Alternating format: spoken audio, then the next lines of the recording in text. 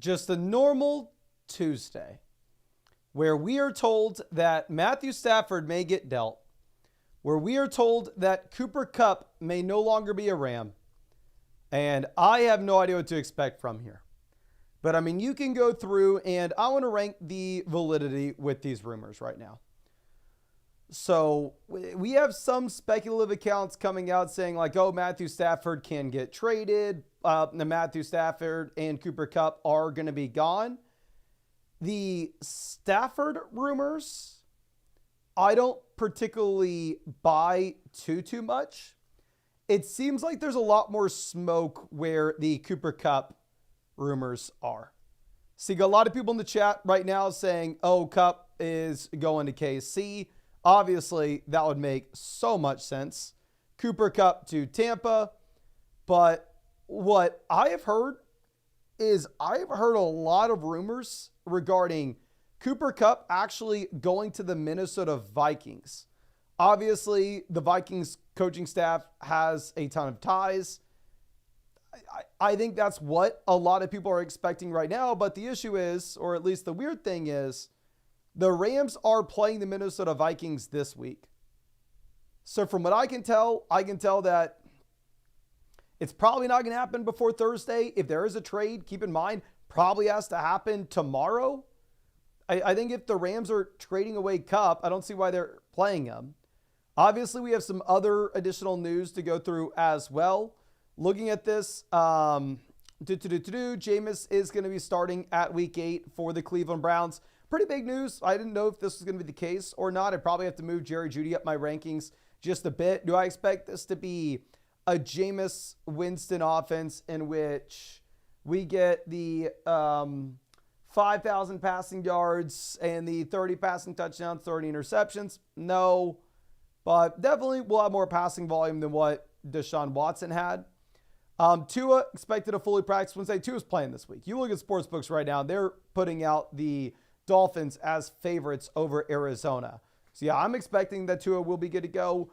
Kamara gets paid as the man deserves. Doesn't change anything in fantasy. Jordan Whittington, limited in practice. Doesn't matter. You're not playing him anyway. Kupp's good to go. Puka Nacua is actually, what's the thing? He goes to the 21-day IR window, whatever the hell it's called. Puka Nacua is back at practice. Puka Nacua may be coming back in.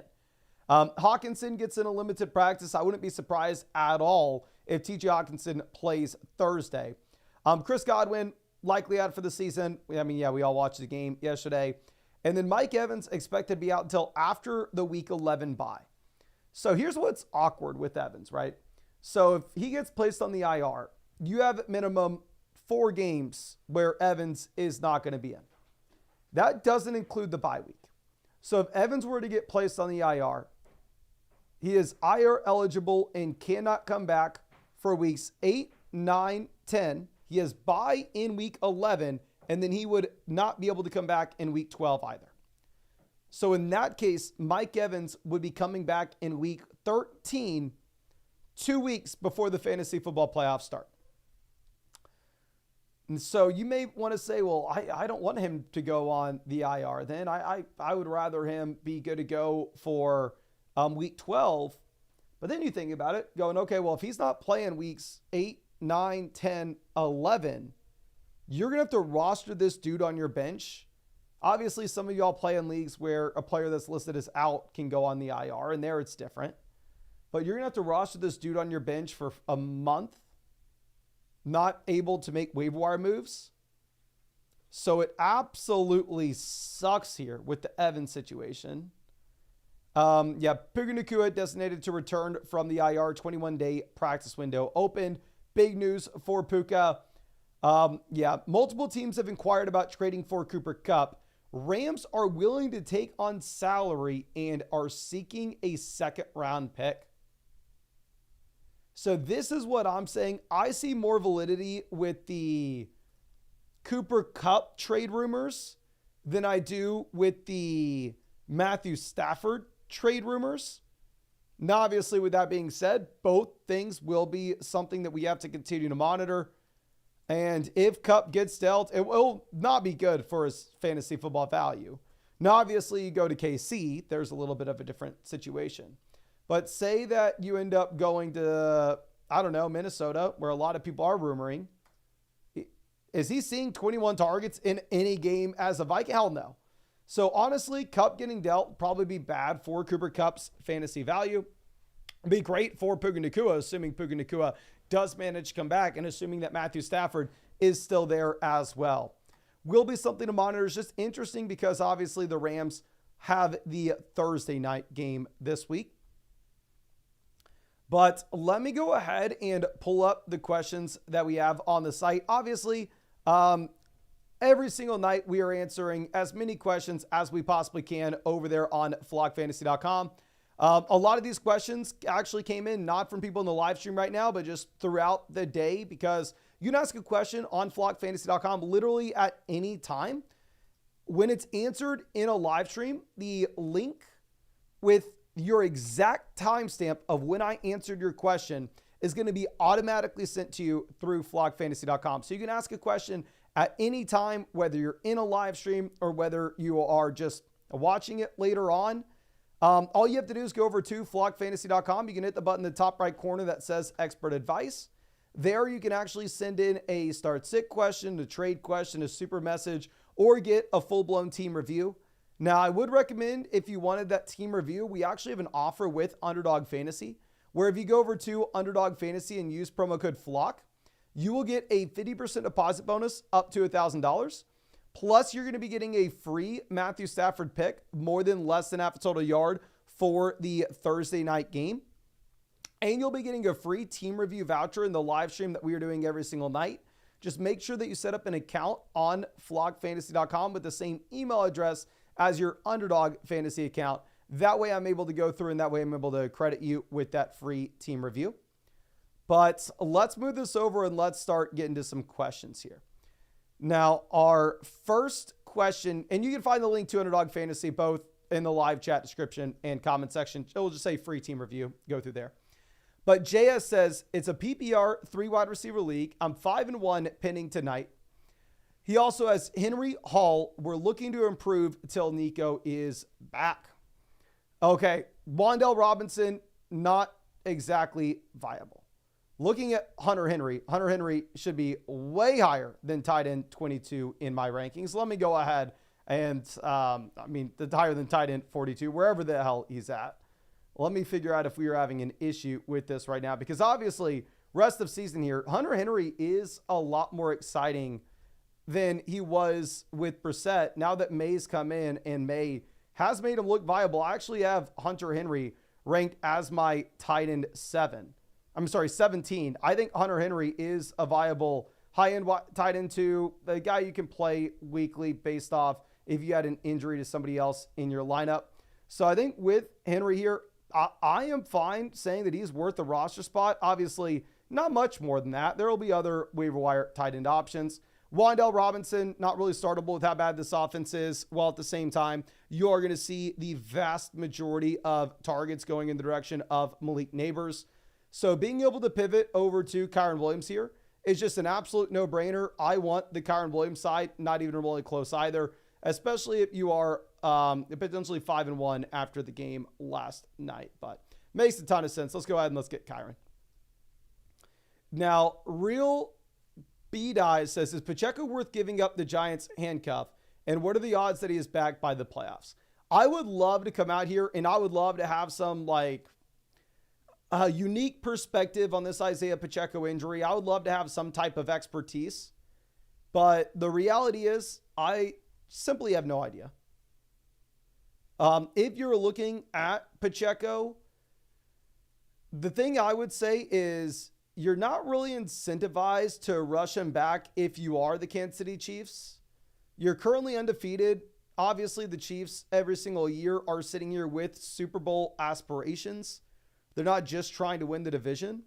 So there is a very real possibility that even if Pacheco is able to come back this season, that the Chiefs look at this and go, well, we're a lot better off actually making sure that Pacheco is 100% and instead actually allowing him to get fully healthy, maybe bring him back in week 16 as a quick little ramp up for the Super Bowl. So I have no idea. I would probably just prefer the Giants backfields. Now, with that being said, if you are in a situation in which you're 5-2, you're 6-1, then in that case, obviously we are just thinking about the fantasy football playoffs. I think you can go with the Pacheco side. But I don't know. I think the value is probably with the Giants backs, because I do think that there's a chance Pacheco doesn't come back at all. Now, one Tyreek Hill says, hey, Mason, I also have Bucky on my bench. We have a decent running back room. Let me know if we should do this deal. If it's a full PPR format, I would probably rather have Rachaad White at this point. It's a 3-man running back by committee in both offenses, so I'm not super excited about either Ramondre Stevenson or Bucky Irving. Like, for me, I would rather pivot off both running backs. Like, I'm not looking to play either guy. But the reason I would have White over Ramondre is White does have the receiving usage. And even with the injuries of Evans and Godwin, I'm expecting the Bucs offense to be better than what you have with the Patriots offense. So I'm going to go with Rachaad White, but I'm not super excited about either backs. They both look like they're potentially in 3-man running back by committees. Now, C. Peterson says, I have Laporta and want to pick up K. Dotton, drop Charbonnet, Keon, or Shakir. I have Walker for the handcuff. If I was dropping somebody here, I'd probably drop Shakir with the Amari move. Like, I wouldn't want to drop Charbonnet regardless of if we had Kenneth Walker or not. I mean, the thing with Charbonnet is if Walker goes down, he's a top 10 running back immediately. He has the receiving usage. He has the red zone usage. He'd have the exact role that you are looking for.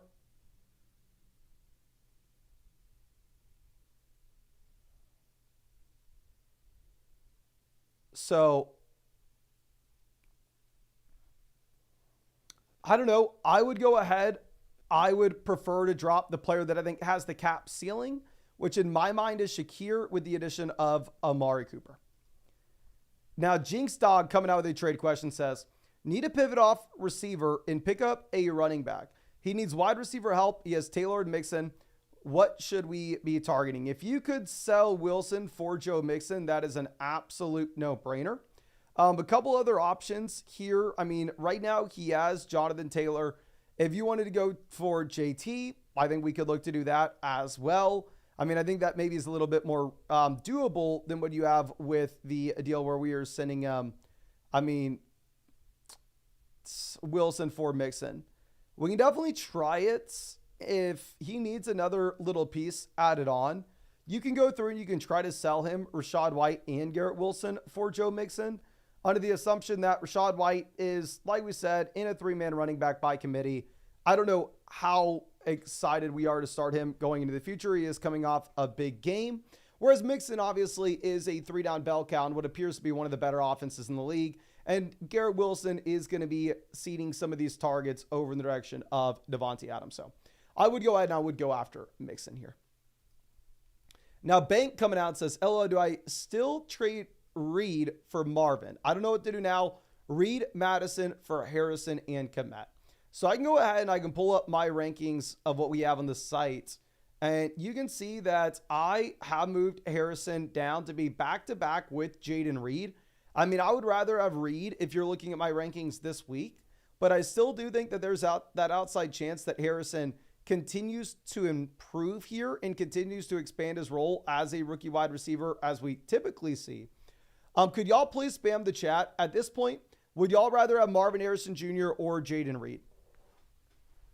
Would you rather have Harrison or Reed rest of season? Please spam the chat. LOL JK says, really? Reed below Waddle? Waddle is about to be a must-start wide receiver every single week. Reed has had one game all year with more than 6 targets. Like, obviously, it's a phenomenal Packers offense. He has big play upside, but Waddle's going to see more volume. Well, let's see. We got Harrison, Reed, Harrison, Harrison, Reed, Harrison, Harrison, Reed, Reed, Reed, Reed, Reed, Reed, Reed, Reed, Harrison, Harrison, Reed. So it does look like it is pretty split. I think it's a personal preference thing if you're looking at these wide receivers here. If you're looking at the other move where you're saying that we are trading Madison and getting Kmet on top, like I'd probably rather have Kmet over Madison if you needed a tight end. I'd rather have Madison if you needed a running back. So I absolutely hate giving you this answer, my friend. And of course, thank you so much for always hanging out with us in the live streams. But for my perspective on this, I think it is very much a personal preference type thing at this point. And I do think that it's going to be up to you.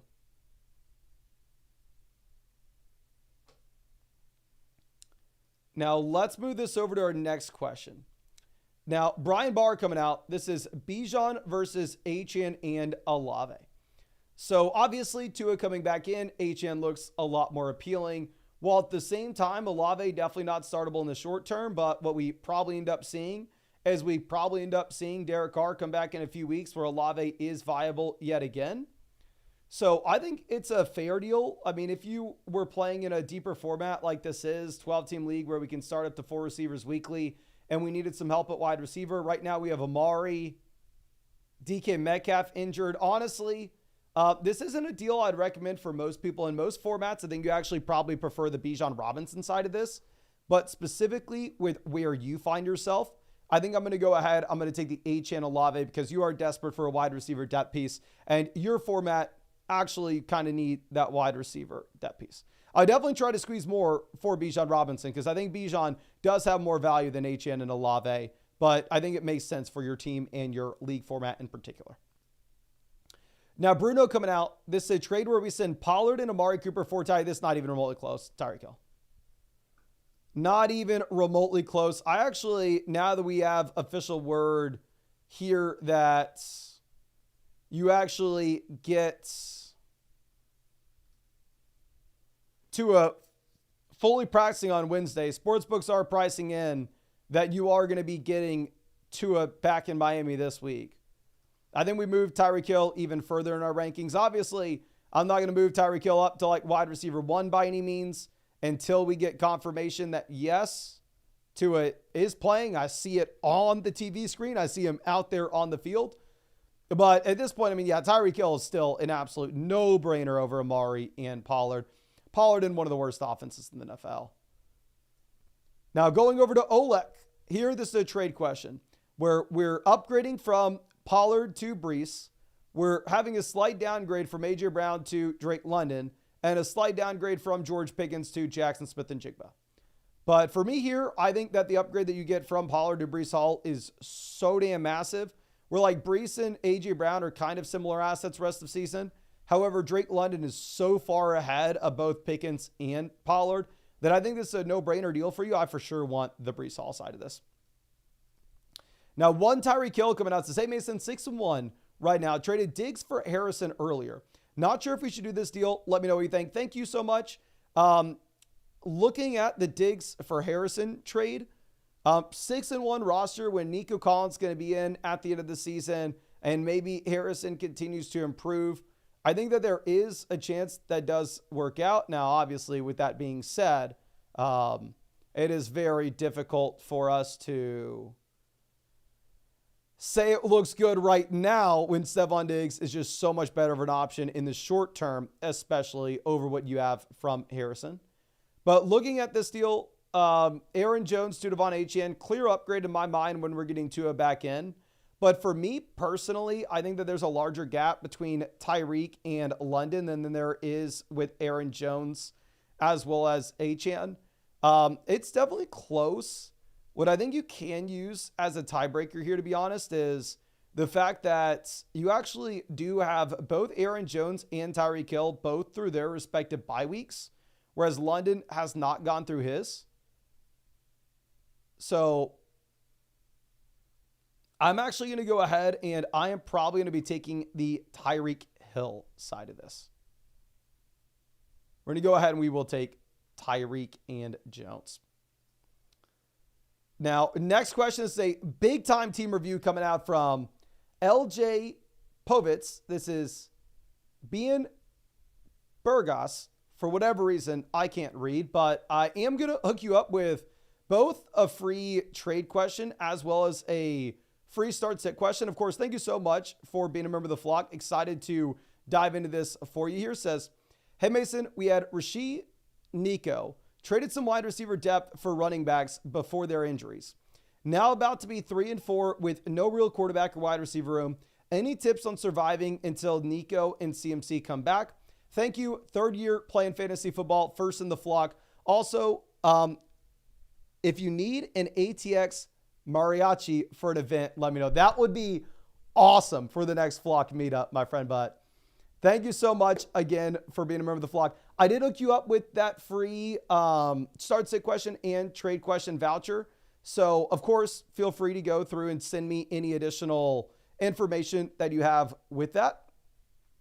But let me check this out. So this is the, I believe, 9th team in the league analyzer. So yeah, we are near the bottom here.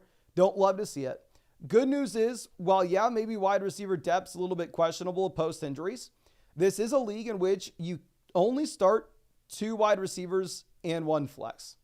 So with this being a 2 wide receiver, 1 flex league, the wide receiver depth isn't the biggest deal here. And instead, you are highly incentivized to build around running backs, to build around an elite quarterback and elite tight ends. Now, bad news with that is our quarterback room is an absolute dumpster fire. We are sitting here with the combo of Justin Fields, Bo Nix. Funny enough, I actually do think that you can make an argument that Bo Nix is viable this week because he's playing the Carolina Panthers. But what I would do long-term here is I would actually go ahead and I would be cutting Justin Fields and picking up Drake May. That way you can be playing the matchups going into the future between Nix and May. I think that's at minimum what you do at running back. I'm sorry, at quarterback. Over there at running back, I actually like the pickup of Zach Charbonnet as someone that does potentially have that extremely high ceiling rest of season. If you were to see an injury to Kenneth Walker, I think he does turn into a league winner. Wide receiver, we have some pretty strong waiver wire pickups as well. You have Juwan Jennings and Jalen McMillan. I'd probably drop both Calvin Ridley and Jacoby Myers for those 2 players. And then obviously between McMillan and Ricky Pearsall, they are really up to you. You could go with both Niners options if you really wanted. And then tight end, nobody's super interesting here. But anyway, like we said, quarterback, definitely drop Fields, pick up Drake May. Going over to what we have at running back, I mean, in the short term, we have a viable RB, right? You can play Jordan Mason over McCaffrey. Now, I want to be on record. I think Mason's probably an interesting sell-high candidate at this point of the season, where you have the bye week for the Niners next week, and then potentially McCaffrey could be coming back afterwards. So, and certain teams with certain builds, I think I would look to potentially go out there and throw Jordan Mason on the trade block. However, with us missing McCaffrey ourselves, and at the same time, us being in a spot in which we are 3-4, we need wins right now, I would actually say that it probably makes more sense for us to hold on to what we have with Jordan Mason rather than trying to chase some flip for the long term. Going over to wide receiver, we have no Nico. We're going to be starting Waddle, and then Jameson gets suspended as well. So wide receiver is absolutely decimated. So I absolutely hate to say this, but this is the exact example of a team in which it probably makes sense to sell Nico Collins to get some production in right now. Like, to go through and look at my rankings with where we have Collins. Obviously, this is a wide receiver that once he's back from his injury can be a top 5 option, so it's very difficult to look to move him. I currently have him about wide receiver 10 in our rest of season ranks. But if you could move Nico Collins and another long-term piece and go get to somebody like Cooper Kupp, Drake London, Malik Neighbors, Tyreek Hill, it would just be an absolute no-brainer on a team where you are currently 3-4. So if you could potentially sell Nico Collins and say Rome Odunze is a long-term piece, right? Not somebody that we expect to be great in the short term, but possibly gets better as the season goes on. Jameson Williams getting hit with a suspension. Not somebody that we're excited about in the short term, but could be better as time goes on. If you could potentially sell Nico and somebody like Rome or somebody like Jameson and go and get that 2-for-1 upgrade there to a wide receiver that's going to help us contend right this second, I think that's honestly something that you probably have to do. Also, in that case, it it would allow you to pick up one of those top receivers, whether it's Jennings, McMillan, or Ricky Pearsall for free. So you're not having to instead go ahead and look to drop Jacoby Myers because you'll have the open bench spot. So I think that's what I'd be looking to do. Going over to tight end, we have Laporta and Kraft. We have them ranked back-to-back in our rankings here. I think you are just kind of playing the matchups with them rest of season. So ultimately, as I sit here, the three things that we want to do. One, we want to pivot off of Fields to Drake May. Two, turn the wide receivers at the bottom end of this team to pivot some of those top waiver wire options. And three, potentially see if we can go through and sell the combo of Nico Collins and Rome Odunze, Nico Collins and Jameson Williams. It sucks. Obviously, we're giving up a lot of long-term upside, but if we can get some production in the short term, that's going to help us contend right now. I think that could make some sense.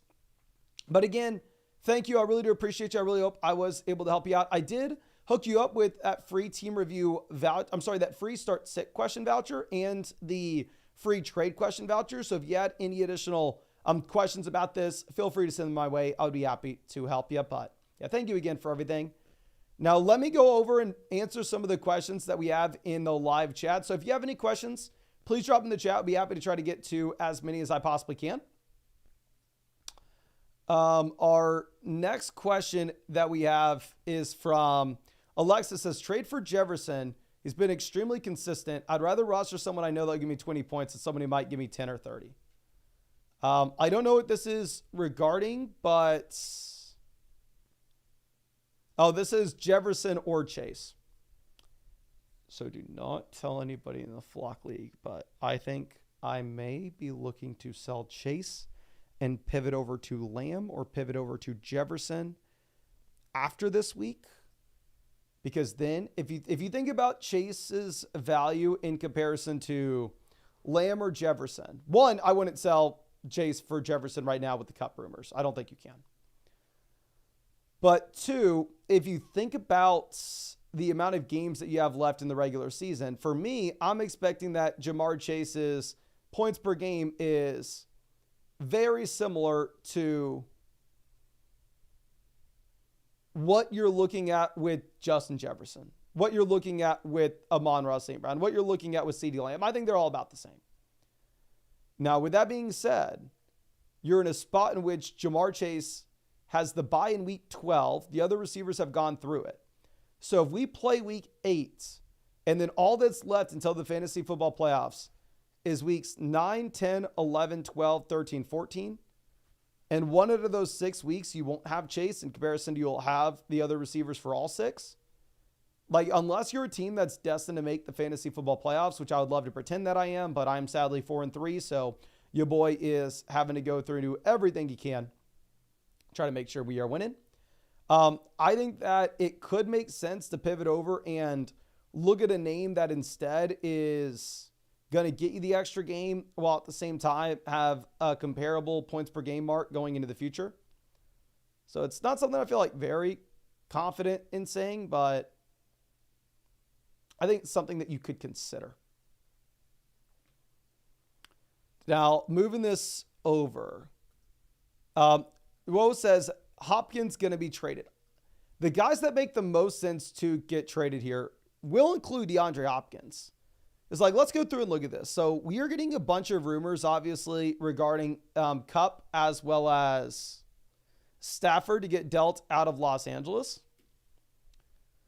But if we're looking at standings right now, and we are trying to look at the teams that are completely out of it, that have no reason to go through and try to do anything this season. You already see the Raiders 2-5 go out there and you see them trade Devontae Adams. You already see the Browns 1-6 go out there and they're giving up. They're throwing in the towel. They're trading away Amari Cooper. The Titans are down here at 1-5. The 1-5 Titans, they are heavily incentivized to potentially move on from Hopkins. Going over to some other teams, the Giants 2-5, but obviously neighbors on a rookie deal. That makes no sense. The Rams 2-4. Now, this is where things get interesting. Obviously, the Rams have dealt with an insane amount of injuries so far this season. But if the Rams do fall to 2-5, then it does seem a lot more reasonable for them to actually go out there and potentially throw Kupp on the block, which it sounds like he's already on the trade block, but actually finalize the deal with Cooper Kupp. Whereas if they move to 3 and 4, they're probably too close to being in it. It is absolutely crazy to see the NFC North right now. The NFC North is sitting with 19 wins and 6 losses. And then the Panthers down at the very bottom. I mean, maybe Deontay Johnson could get dealt, but I don't know how likely that actually is.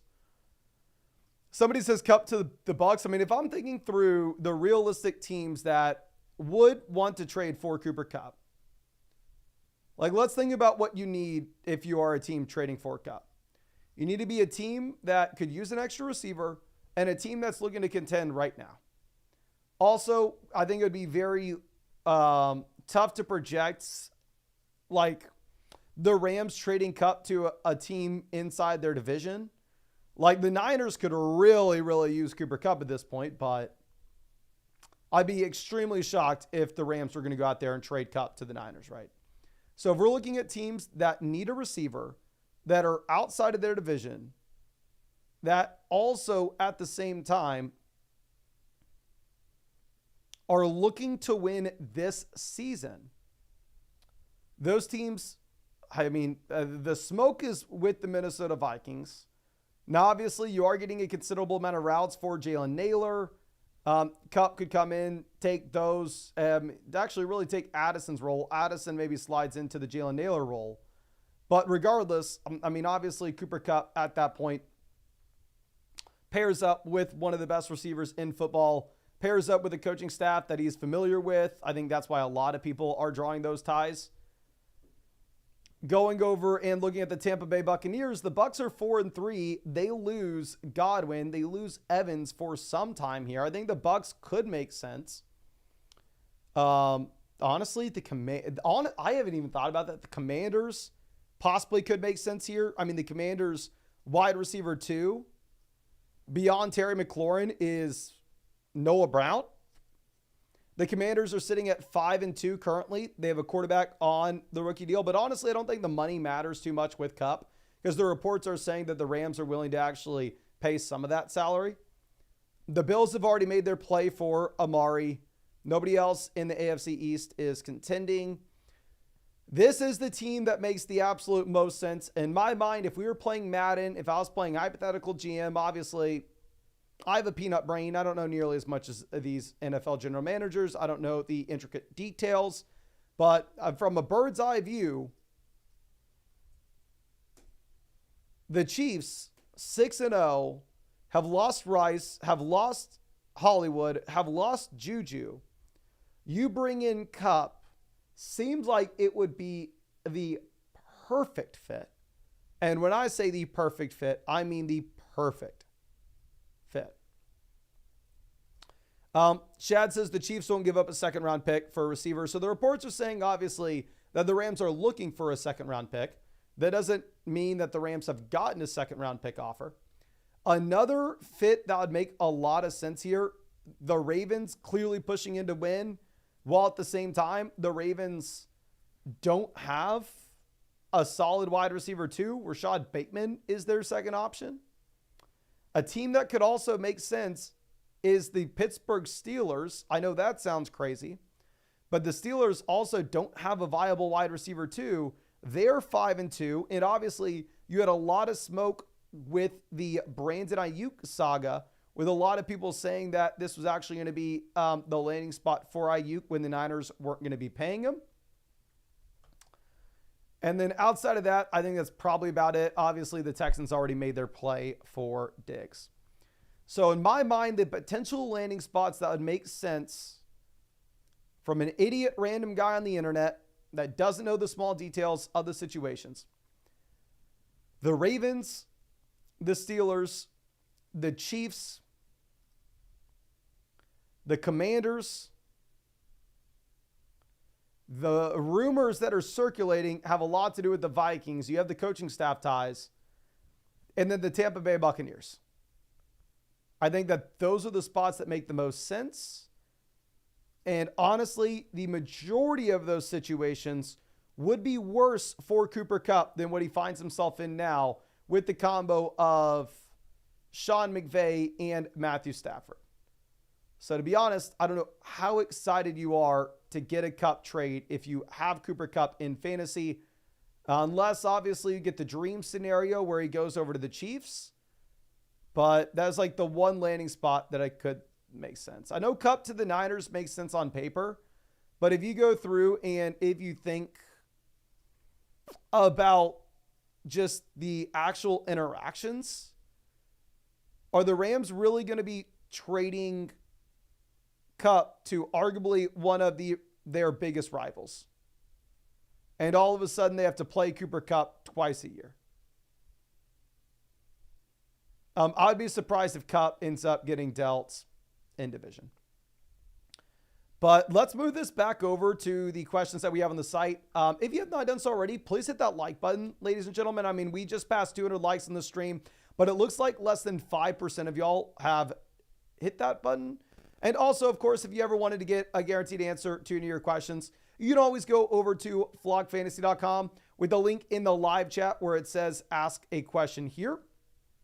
Or you can just go over to flockfantasy.com in general and hit the button in the top right corner that says expert advice. And if you hit that expert advice button, then you are actually able to ask a super message, start sit question, trade question, or a full-blown team review, whatever you are wanting. If you wanted a team review, I'd highly recommend taking advantage of the offer that we have with Underdog Fantasy, where if you go over to Underdog Fantasy and use promo code FLOCK, you're going to be getting a 50% deposit bonus up to $1,000. Plus, at the same time, you're actually going to be getting a free Matthew Stafford pick for the Thursday night game, more than less than half a total yard. And you'll be getting a free team review in the live stream that we are doing every single night. Just make sure that you set up an account on flockfantasy.com with the same email address as your Underdog account. That way I know who to credit with that free team review voucher. But let's move this over to Jordan's start sit question. Appreciate you always sticking with us, my guy. Here at receiver, this is a tough spot. We're not going to be starting Roman Dunze for sure. It really comes down to Harrison, Pickens, or Ladd McConkey. Obviously, Pickens had the best week out of these guys this past week. Now, with that being said, that's not necessarily a guarantee going into the future. If you look at my rankings, I actually have Marvin Harrison at 22 and George Pickens at 24 this week. Ladd McConkey did kind of let down in a game environment where Herbert had all the passing volume in the world this past week. So I'm going to be going with Harrison against Miami. And then going down to the flex spot. So I have obviously made some horrendous calls this season. We can go through a highlight list of all my horrible calls that we've had. All my horrible decisions in the Flock League. But with that being said, one thing that I've gotten right is knowing when you start Javonte Williams. Knowing when you bench Javonte. It's very simple. We start Javonte in the game environments where the Denver Broncos are favored and they can run the ball in the second half. Here they are going up against the Carolina Panthers, and here they are heavily, heavily favored in this game. The Denver Broncos are like 8.5-point favorites. It is insane. So I think you have to go ahead. I think you have to take Javonte Williams in your flex. Like, Javonte is going to be a must-start player this week in fantasy football, and I'm pretty confident in saying that. Now, our next question coming out from Jackson. Says, hey, man, not sure what to do. I love Mixon, but I can't keep starting guys like Daniel Jones. So Mixon to Lamar, if you look at our rest of season ranks, they are incredibly close. I would rather have Devonta Smith over Deontay Johnson. So if you're telling me at this point that you are having to go through and you are having to start, say, Daniel Jones every week, I agree with you. We sell Mixon for Lamar and we sell Deontay for Devonta Smith and Rico Dowdle effectively in this deal. I absolutely hate, and I repeat, I hate selling Joe Mixon just like you do, but Lamar Jackson, not only the QB1 in fantasy, the QB1 in fantasy by a country mile. Prestige Worldwide coming out. This is a trade where we send Harrison and Jameson. Jameson doesn't really have much value at all. I mean, obviously, Jameson Williams, sell-high candidate for us going into this past week because you were looking at, while he had the receiving touchdowns, the long touchdowns, the receiving volume wasn't really there. The man was averaging like 3-4 targets a game. So being able to pivot from Harrison to Achane and just have to pay Jameson Williams a piece that I don't see much value for as Tua comes back in, I think that makes a ton of sense. Now let's move this over to Junior Hassman, longtime member of the flock. Excited to check this out for you. Let me go ahead and hook you up with a free trade question and a free start set question as well. My friend, thank you so much for supporting the channel. Now, this is going to be a Dynasty League, a 10-team start 8 Dynasty format. Saying, what do I do? I've been decimated by injuries this year, but may just be getting healthy. I'm 4-3 and basically third highest scorer in the league. Do I keep pushing, or do we trade off my aging stars to reset while they still have value? So right now, our team is get off my lawn. It looks like the team at 1 is going to be an absolute, oh my gosh. Look at this team at 1. Now, obviously, this is a Dynasty Fantasy Football format. You would never be able to make this in a single season. You would never be able to go through and put together something like this.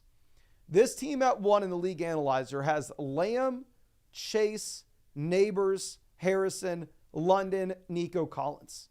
They are sitting with 6 of the top 10 Dynasty wide receivers here. Guys that are going to have the short-term production as well as, long-term value. Absolutely insane. It's going to be extremely difficult to compete with this team. We're the 3rd team in the League Analyzer. Now, the good news for us is there are a bunch of bum teams down here. Like this team here at the bottom, their wide receiver one's Khalil Shakir. Like RIP.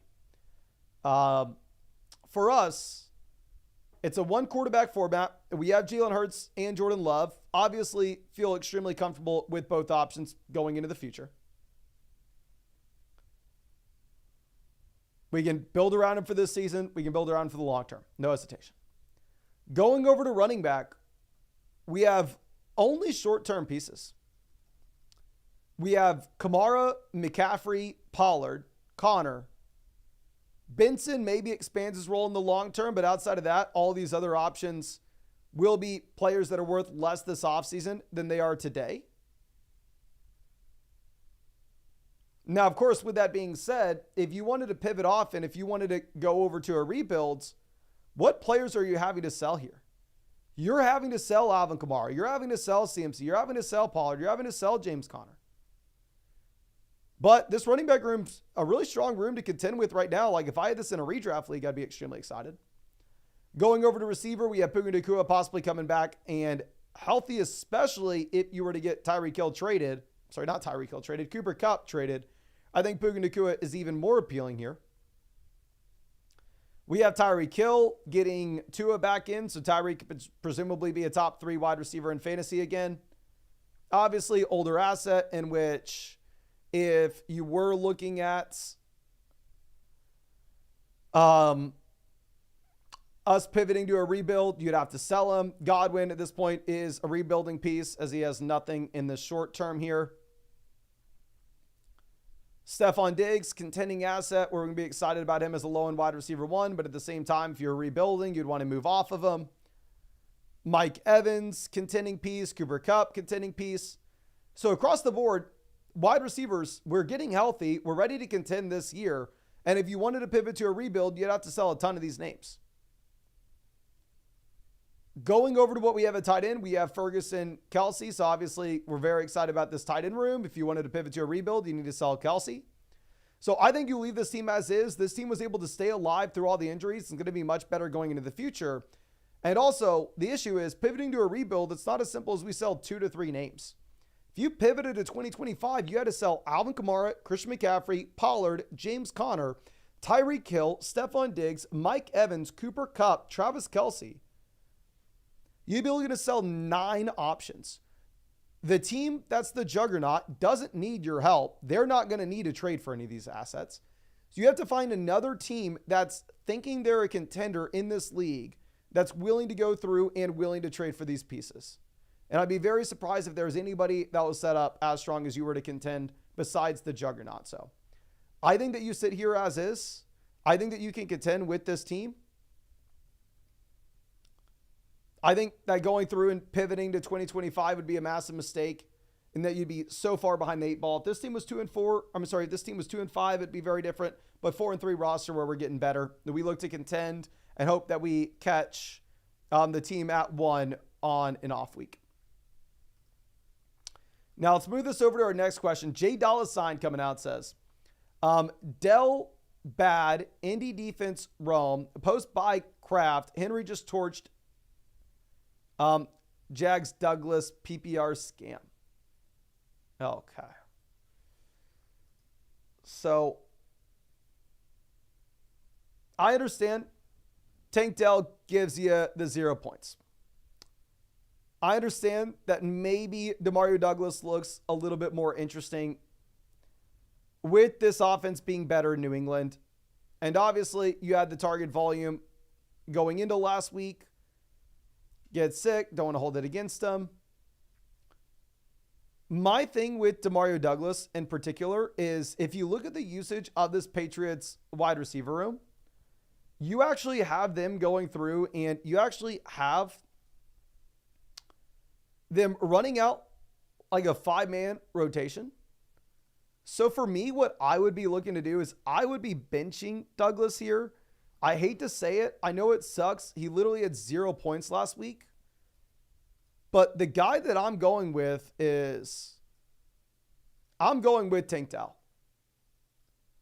He had 0 points, but he had the target volume. The fundamental issue that you had was not with his role in the offense, is not with him itself.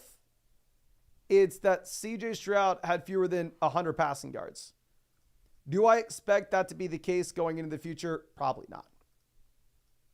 Now going over to a myth, this is our next question here. Says he also wants a kicker swap. Also, is it even worth it? Peep the team and let me know what you think. Should we just wait on Nico?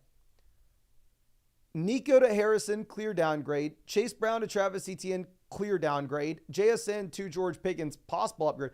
I think if you waited this long on Nico, where we've already gone through the 2 weeks that you're not going to have him, you just have 2 more, I think you just go ahead and you take the Nico side. We go Chase Brown, Nico Collins, and JSN.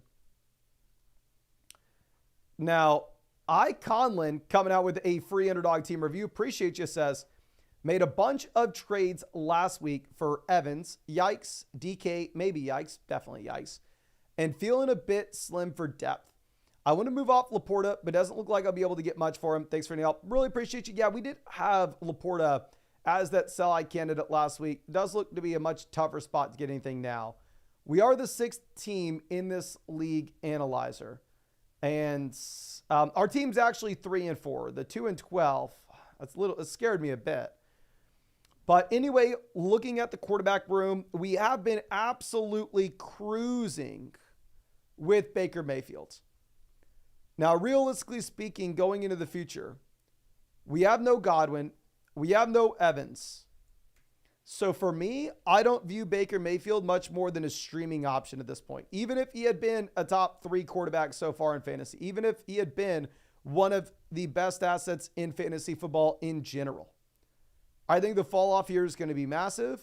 I think Dak Prescott's your actual QB1. Obviously, if you can find somebody like the people on the live stream that disagree with me about this and you can pivot off of Baker and you can go get Jared Goff instead, I probably would look to do just that.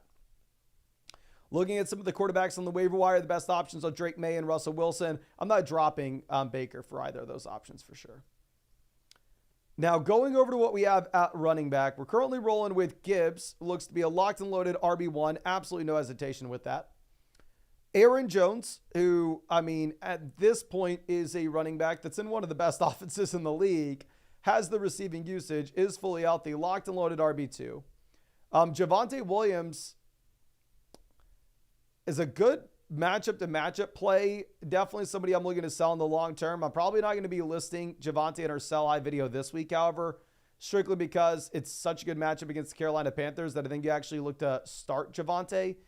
Obviously, I'm assuming that Marshawn Lloyd is on our IR. If somehow Marshawn Lloyd wasn't in our IR slot and instead we actually had him on an active roster, then at that point, you for sure go through. You for sure look to move off of Marshawn Lloyd and pick up Jalen Warren off the waiver wire. But outside of that, I think we leave this as is. Going over to what we have at wide receiver. We are currently sitting with Jalen Waddle, who gets Tua back in, should be in a much better spot. We have the DK Metcalf injury. We have the Mike Evans injury. But we do have the depth of Devonta Smith and Deontay Johnson to cover us. So this may actually be a situation in which you can get by here. I mean, reasonable expectations. While it is a league in which you start 2 wide receivers and 1 flex, 2 wide receivers and 2 flex spots, you could reasonably assume that you're able to actually start Javonte Williams in the flex in the short term. In the long term, you are able to potentially get back in Mike Evans and DK Metcalf. Metcalf will come back sooner. So I'm not looking to do anything right now at wide receiver other than just wait for Evans and Metcalf to come back in. It's a very clear spot where we have Jake Ferguson, right? So if you could go through and if you could take Sam Laporta and move him in a 2-for-1 deal, maybe with DK Metcalf, to just pivot over to a healthy wide receiver right now in the same range, that'd be an absolute no-brainer because you're starting Ferguson every week regardless.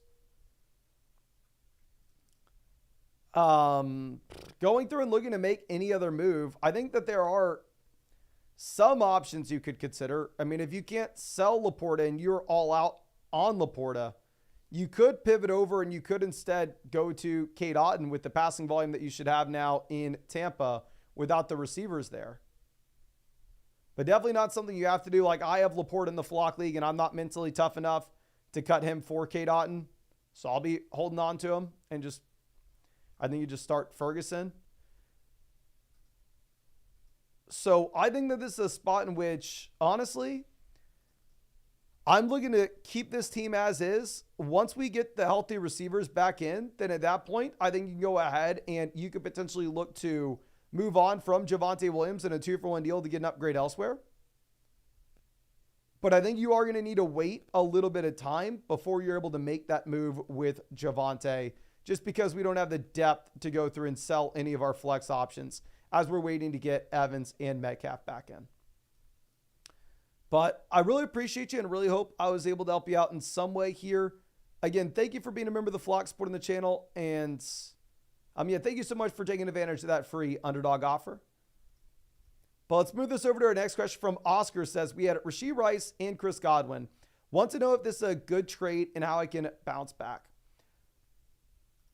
No, horrible deal. You hold on to Jahmyr Gibbs.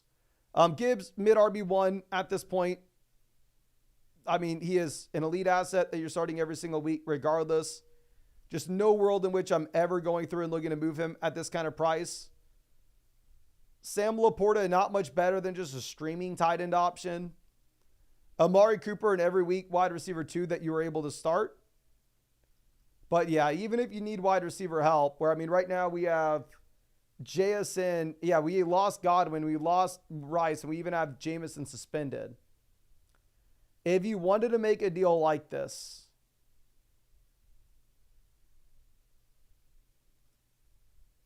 this is the trade instead.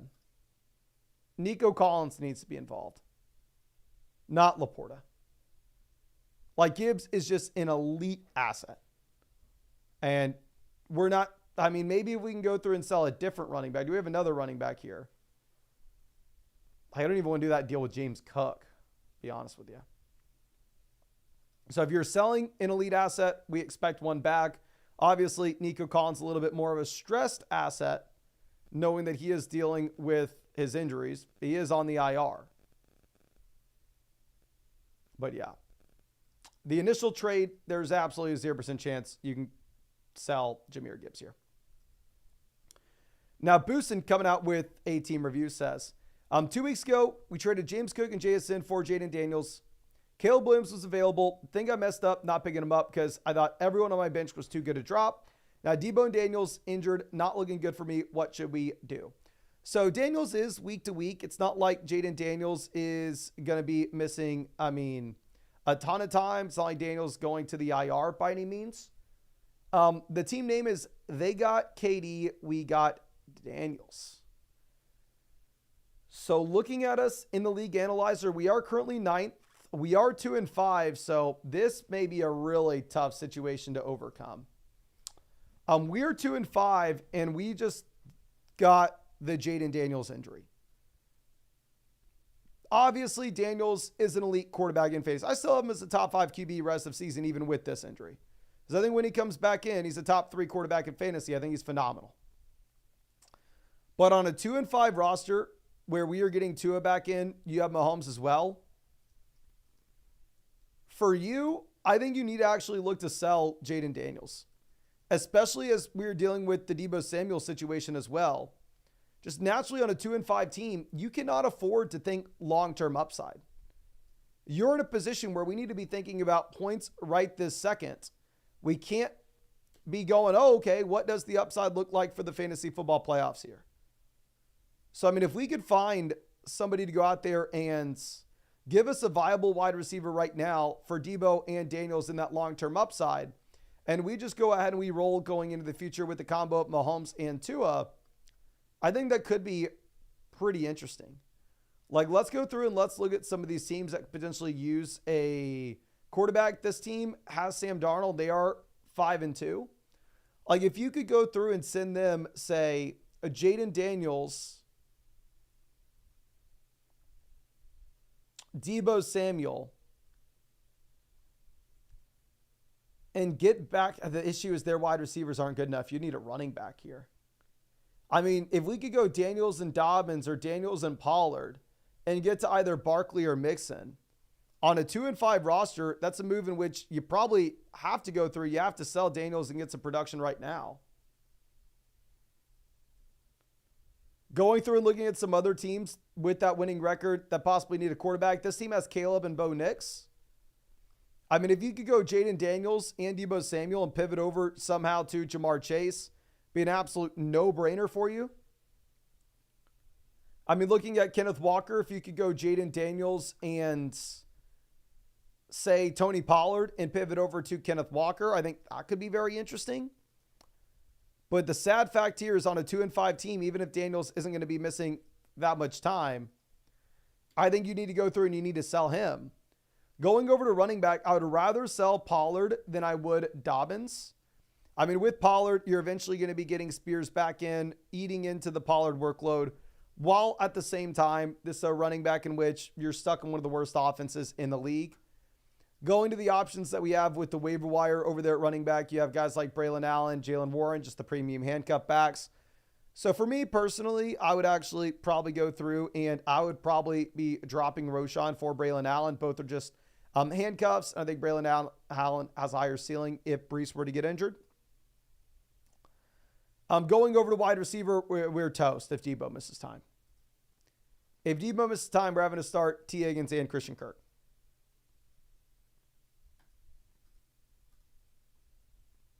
So, I mean, for you here, again, I think if you could make that deal where we send off Deebo and we get a viable option right now on a team that needs it, I think that would be a very interesting move to take. Going over to tight end, we have Kelsey and Kraft. I mean, if you could package together Kraft and another option to go get an upgrade inside the starting lineup at wide receiver, you do it. We have Kelsey. We don't need a backup tight ends. Particularly, I mean, if you could go through, maybe if you wanted to sell like Daniels and Pollard and go get a running back upgrade, and then Kraft and Deebo to go get to a healthy wide receiver, I think you could do that on a 2-5 team. And with the 2 open roster spots that you have, then at that point you can go and pick up some of these interesting players off waivers like Jawan Jennings, Jalen McMillan, or Ricky Pearsall. But thank you again. I really appreciate you and really hope I was able to help you out in some way. And yeah, thank you for taking advantage of that free Underdog promo as well. Now let's move this over for Nelson. Nelson says, not sure to start in the flex or we should start at tight end. Thanks. Thank you. Going over to tight ends, the only option I see is Laporta. Laporta is actually a fine play this week where if you look at sportsbooks, they are putting the Detroit Lions as the highest scoring offense in the NFL. So maybe we get lucky with the touchdown. And then the flex spot, I'm assuming that you have no Derek Carr. And with no Derek Carr, I can't start Olave. So I just go ahead and I play Chase Brown, starting running back, one of the league's best offenses. I don't think it's super hard of a spot there. Now let's go over to our next question. Our next one coming out from Keen. This is a trade question. It says, 2-player keeper league, full PPR. Saquon owner had Godwin and Ayuk, Javonte and Jennings on the waiver wire. So essentially we can pick up Javonte off waivers after you do this. Going over from Brian Thomas to Michael Pittman, massive downgrade. Dobbins and Pollard to Barkley, massive upgrade. And if you're able to pick up Javonte for effectively completely free, yeah, I think we go ahead. I think we make this play for Barkley, where, I mean, Barkley is just by far and away the best asset in this league. And this league in particular, you're able to go through and you're able to pick up Javonte Williams with that free waiver wire spot, which is extremely valuable, of course. Now, Robert coming out with a trade question. Says, got offered the Marvin Harrison Jr. side. Who's a Gibbs owner? My running backs are Bucky, Pollard, Brees, Braylon. Wide receivers are Evans and Mooney. At this point, obviously, we had Montgomery as a sell-high candidate last week, coming off the monstrous game against Dallas. But realistically, I still think that Montgomery is a low-end RB1 here. The only way that I do this deal is if Montgomery is going to be missing a couple of weeks with the knee injury. But from what I can tell right now, is it sounds like Montgomery is good to go, unless I'm mistaken.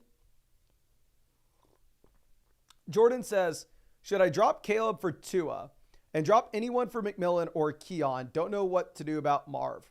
I would for sure make this deal for Lamar if we can. Caleb for Tua, I'd rather have Caleb if it's a 4-point passing touchdown format. And then in terms of dropping anybody for McMillan or Marv, probably not. I'd make this 2-for-1 deal, and then I'd go ahead and I'd be picking up your favorite between McMillan and Keon afterwards. Now, Jordan, always out here, says 6-point passing touchdown, point per completion. My quarterbacks are Stroud and Baker. Tua's on the waiver wire. Do I drop for Tua? For me, yes, I would drop. I hate to say it. I hate to say it. But if we're going into the future, Sterling Shepard and Jalen McMillan are your wide receiver 1 and 2 combo. Where previously it was it wasn't CJ Stroud. Previously it was Chris Godwin and Mike Evans. Where Tua is going to have Tyreek and Waddle. I would rather have Tua over Baker rest of season. Somebody says drop CJ. For the love of God, do not drop CJ Stroud over Baker Mayfield. You're closer to getting Nico Collins back in Houston than you are to get Evans back in Tampa. So, can y'all please spam the chat right now? Would you rather have Baker? Okay, let's put it this way. You have to leave a player on the waiver wire. What is the least exciting player here between Stroud, Baker, Tua? Least exciting option. Stroud, Baker, Tua. Please spam the chat. We got Baker, Stroud, Baker. Tua, Baker, Stroud, Tua. Stroud, Tua. Baker. In my mind, I think that this is recency bias. Obviously, if Baker still had Godwin, if he still had Evans, I would go with the Baker side. But for me, I think Baker's the least exciting option. I drop Baker and I pick up Tua. Now, Boise AZ says, hey, Mason, would love to accept on this, but not sure if it's worth trading my depth away. Thanks. Thank you. I'm assuming that this is a Dynasty league, correct? If this is a Dynasty format, then obviously, Rashee Rice, you do have to think about long-term. What is the situation in 2025? The situation in 2025 is he's coming off a significant injury, and he's probably going to be facing a suspension as well. So, and Dobbins in 2025, I think is an absolute, I don't want to say zero, but I think it's very difficult to assume that Dobbins is anything a year from now. Bijan Robinson helps you win this season, and I think Bijan Robinson has more value long-term here. And obviously, if it's redraft, it's Bijan, not even remote close. I'm assuming that this is Dynasty, where I want Bijan. Now, Ravolo coming out says, trade already went through. We had Godwin, Nico, London. Needed wide receiver depth till Nico's back. What are your thoughts? I think Andrews is slightly better than a waiver wire tight end. I don't think Andrews is back to being an elite level tight end in fantasy. Obviously, gets the 2 receiving touchdowns this week, the receiving touchdown last week. But still, with that being said, I don't know if we can reasonably expect Lamar to have that many games going into the future with 5 or more passing touchdowns.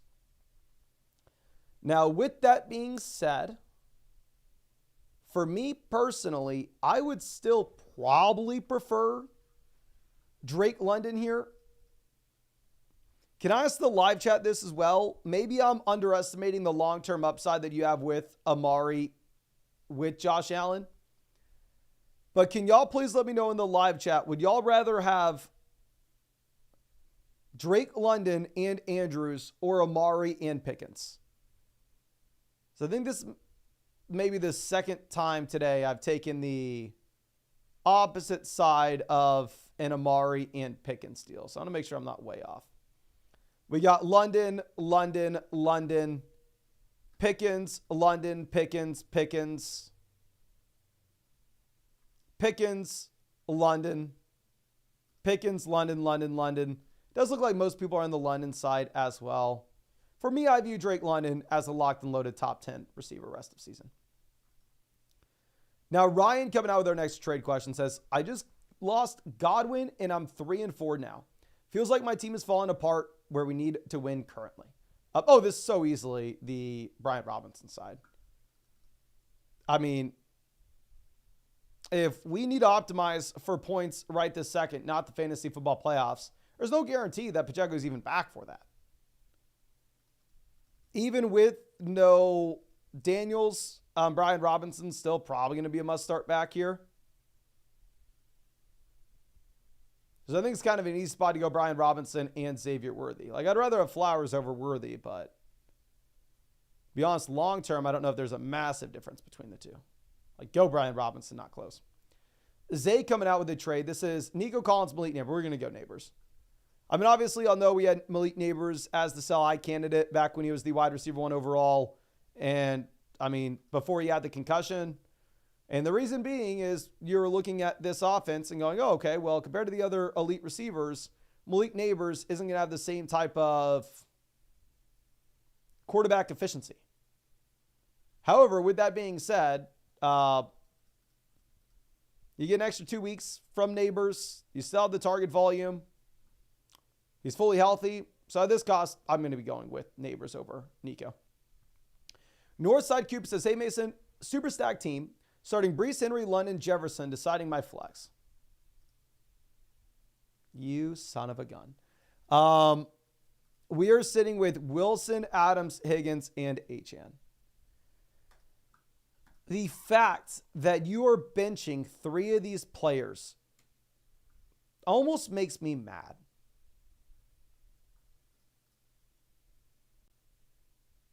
It's not fair. I'll say that for sure.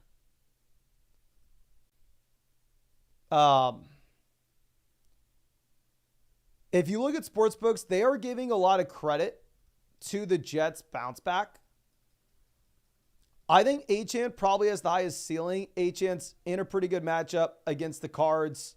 We're assuming that you have Tua back in. I'd probably just play it safe with Garrett Wilson, though. As I mean, ultimately, at the end of the day, if this is how loaded your team is, I think that just the safest option is probably the best option. So I think most teams, including my own, if I had Achane, you don't have the luxury to wait a week. But here, this team, you do have that luxury to just kind of play it safe. Like, and you can wait a week on Achane. Now, JC coming out says, lack of wide receiver depth, don't need BU, quarterback, tight ends. Oh, backup. Okay. But no one will trade. Do I drop Dowdle for Pearsall or other? So confused by this. You don't drop Dowdle for Ricky Pearsall for sure. I mean, I have Ricky Pearsall in the flock league. You got to trade him for Rico Dowdle in a heartbeat. And when I say in a heartbeat, I mean, I'll do it right this second. I thought we were talking about having like a backup quarterback or tight ends. If nobody's going to trade for your backup QB tight end, you don't need him, and you're sitting there with like Pat Frymuth, I'm completely fine dropping that guy for Ricky Pearsall. A little bit confused by what you mean with the question. M says, Yo, Mason, I've ordered a team review right now. Would you answer it on this live? Yeah, we answer all the questions submitted during every live stream on that stream. And even if you had to leave early, it will be answered tonight in the live stream, and it'll be sent an automated link to you the second that I answer it with the exact time that I answered it. So all you have to do is click that YouTube link, and it'll take you to the exact time that I actually answered your particular question.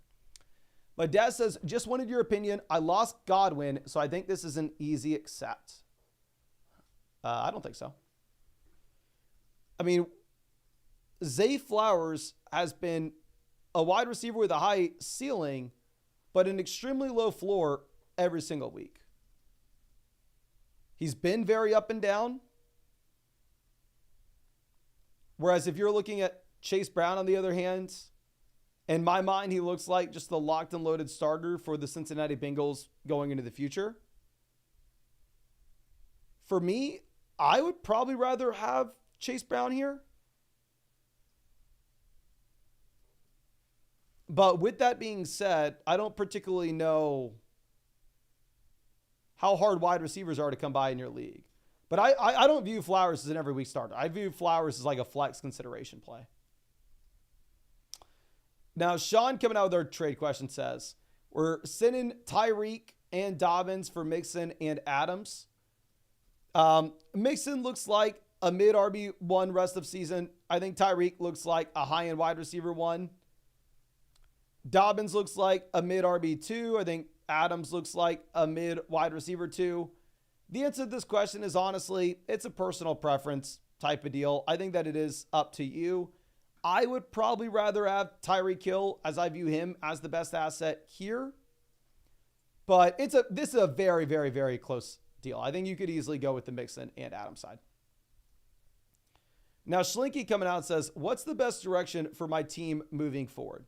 Hold until Pacheco and any trade package ideas.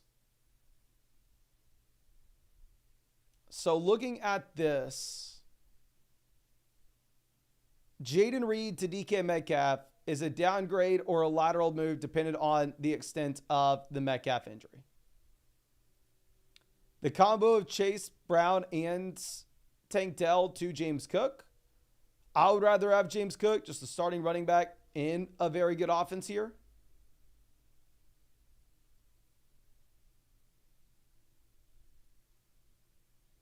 So for me, I'm going to be going with the James Cook, DK Metcalf slide. I think it's close. But also, I mean, if we think about Tank Dell, Dell's a borderline flex play right now with no Nico Collins. So what happens when Nico comes back in and he turns into legitimately nothing? So I think we go with Cook and Metcalf, especially if you have the Pacheco injury.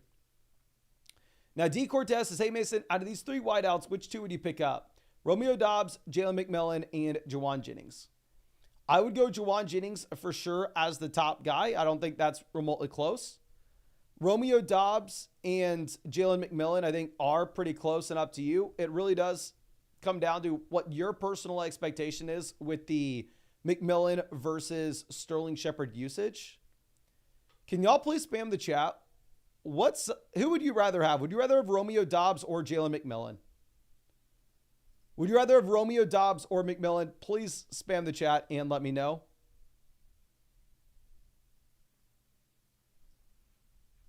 We got Doubs, McMillan, Doubs, McMillan,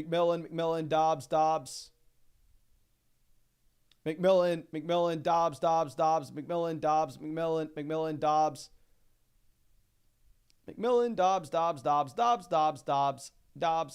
It looks like most people are on Romeo Dobbs. I do think it's up to you between the two of them, though. Definitely go Juwan Jennings. Juwan Jennings is the best asset here. But let me pivot over and answer some of the questions that we have in the live chat. If you have any questions, please drop them in the chat. We'll be happy to try to get to as many as we can. And we're also one like away from hitting 400 likes on this live stream. So please, if you have not done so already, go down there and hit that like button for us as well. But looking at this, LC Fisherman says, should I trade Devonta Smith for Marvin Harrison in a full PPR league? For me, I honestly think that this is really personal preference and gonna be up to you. Like, I think you can make an argument in either direction here. I think we have Devonta Smith maybe ranked 2 spots behind Harrison. Honestly, in the Flock League, I have Smith, and if I could sell him for Harrison, I probably would. T-Bone says Jennings or Pickens. I would rather have Pickens rest of season easily. This week, it will be close, though. I still probably prefer Pickens, but it's closer. Jose says Jennings or Ricky Pearsall. I will go with Juwan Jennings over Pearsall. I'm hoping that Pearsall is better. That's who I have in the Flock League. I also have him in a bunch of underdog drafts. But realistically speaking, I mean, we've already seen the ceiling from Juwan Jennings. And the ceiling from Jennings is he is the best asset in fantasy football. I mean, the man literally has had the best game of any flex option in fantasy this year. Now, obviously, does that guarantee it's going to happen going into the future? Of course not. But we've seen the ceiling, and the ceiling is just absolutely insane. Okay. Now, let's move this over. Ray says, would you trade A.J. Brown for Achane and Addison? I probably would rather have A.J. Brown. Like, Addison's such a small piece in that, especially with the rumors of Kupp potentially going over to Minnesota. Just kind of think you're taking on all the risk if you're the guy selling A.J. Brown there.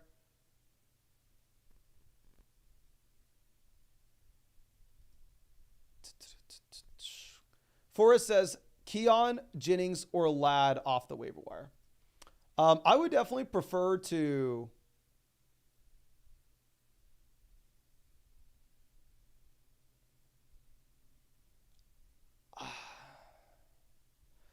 I don't know. I mean, I'm not going to go Keon. It's definitely between Ladd or Jennings.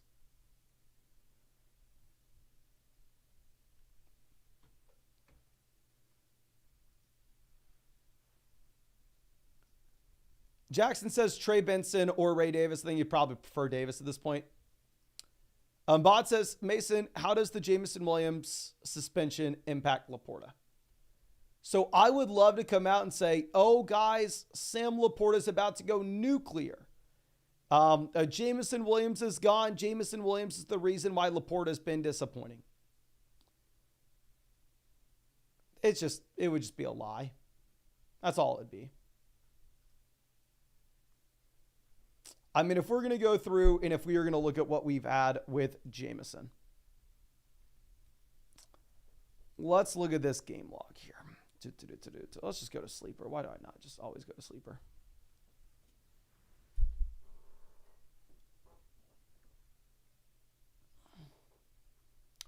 So obviously I have Laporta in the Flock League. I would hope that he comes out and he looks much better. But one, it's only a 2-game suspension for Jameson. Like, let's not act like this is the biggest deal in the world. And 2, where is Jameson? Why is he not showing up here? Williams. Why will Jameson Williams not show up in the search? Who has Jameson Williams in this league? Is it Tom? Yeah, he has Jameson. Okay, perfect. Let's go ahead and let's pull this up. Jameson Williams, over the past 4 weeks, has seen 3, 2, 4, and 1 targets. you're looking at Jameson Williams with an option of 10 targets over the past 4 weeks. If I can do math correctly, I can. So that's an average of 2.5 targets a game. Great news, everyone. 2.5 targets per game just got opened up in Detroit. It has absolutely no impact, at least in my mind, to Sam Laporta. I really hope Laporta comes out and crushes. It would help my teams a lot. But 2.5 targets a game leaving the offense isn't a big deal. And if anything, I mean, y'all know we've talked about selling high on Jameson Williams. Pretty much every big week Jameson has, we immediately come out and say, hey, sell high on the guy. And I will give Jameson his flowers and say, while he's not a great fantasy asset, he's just a deep ball field specialist. I mean, he does help the Detroit Lions offense by creating space underneath for the other options. So it may make the Lions offense worse. Jay Ken says Jameson's basically Alec Pierce. Jameson is a much better version of Alec Pierce. But that's exactly what it is. Jameson Williams is a much better version of Alec Pierce in a much better offense.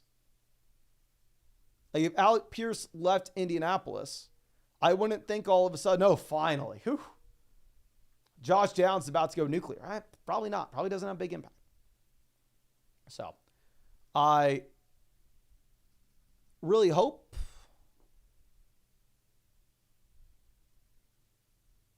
that Laporta crushes, but I'm not going to be holding my breath here. Now, let's move this over and let's get back to the questions that we have on the sites.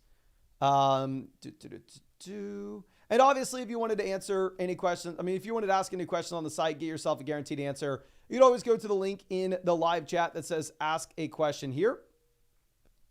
Or you could go hit that button in the top right corner that says expert advice, where you can send in a super message, starts a question, trade question, team review, whatever you are wanting. I'd highly recommend, of course, if you wanted that team review, to take advantage of the offer that we have with Underdog Fantasy, where if you go over to Underdog Fantasy and use promo code FLOCK, you're going to be getting a 50% deposit bonus up to $1,000. Plus, you're going to be getting a free Matthew Stafford pick, more than less than half a total yard for the Thursday night game. And at the same time, you're going to be getting hooked up with a free team review in the live stream that we are doing every single day. Just make sure that you set up an account on flockfantasy.com with the same email address as your account on Underdog Fantasy. That way I know who to credit with that free team review voucher. But let's move this over. Our next question is going to be a question from Stinky Nerd, where we are sending Daniels and Jordan Mason for Jalen Hurts. I think the value on this is going to be the Daniels and Jordan Mason side. I'd rather have Jalen Hurts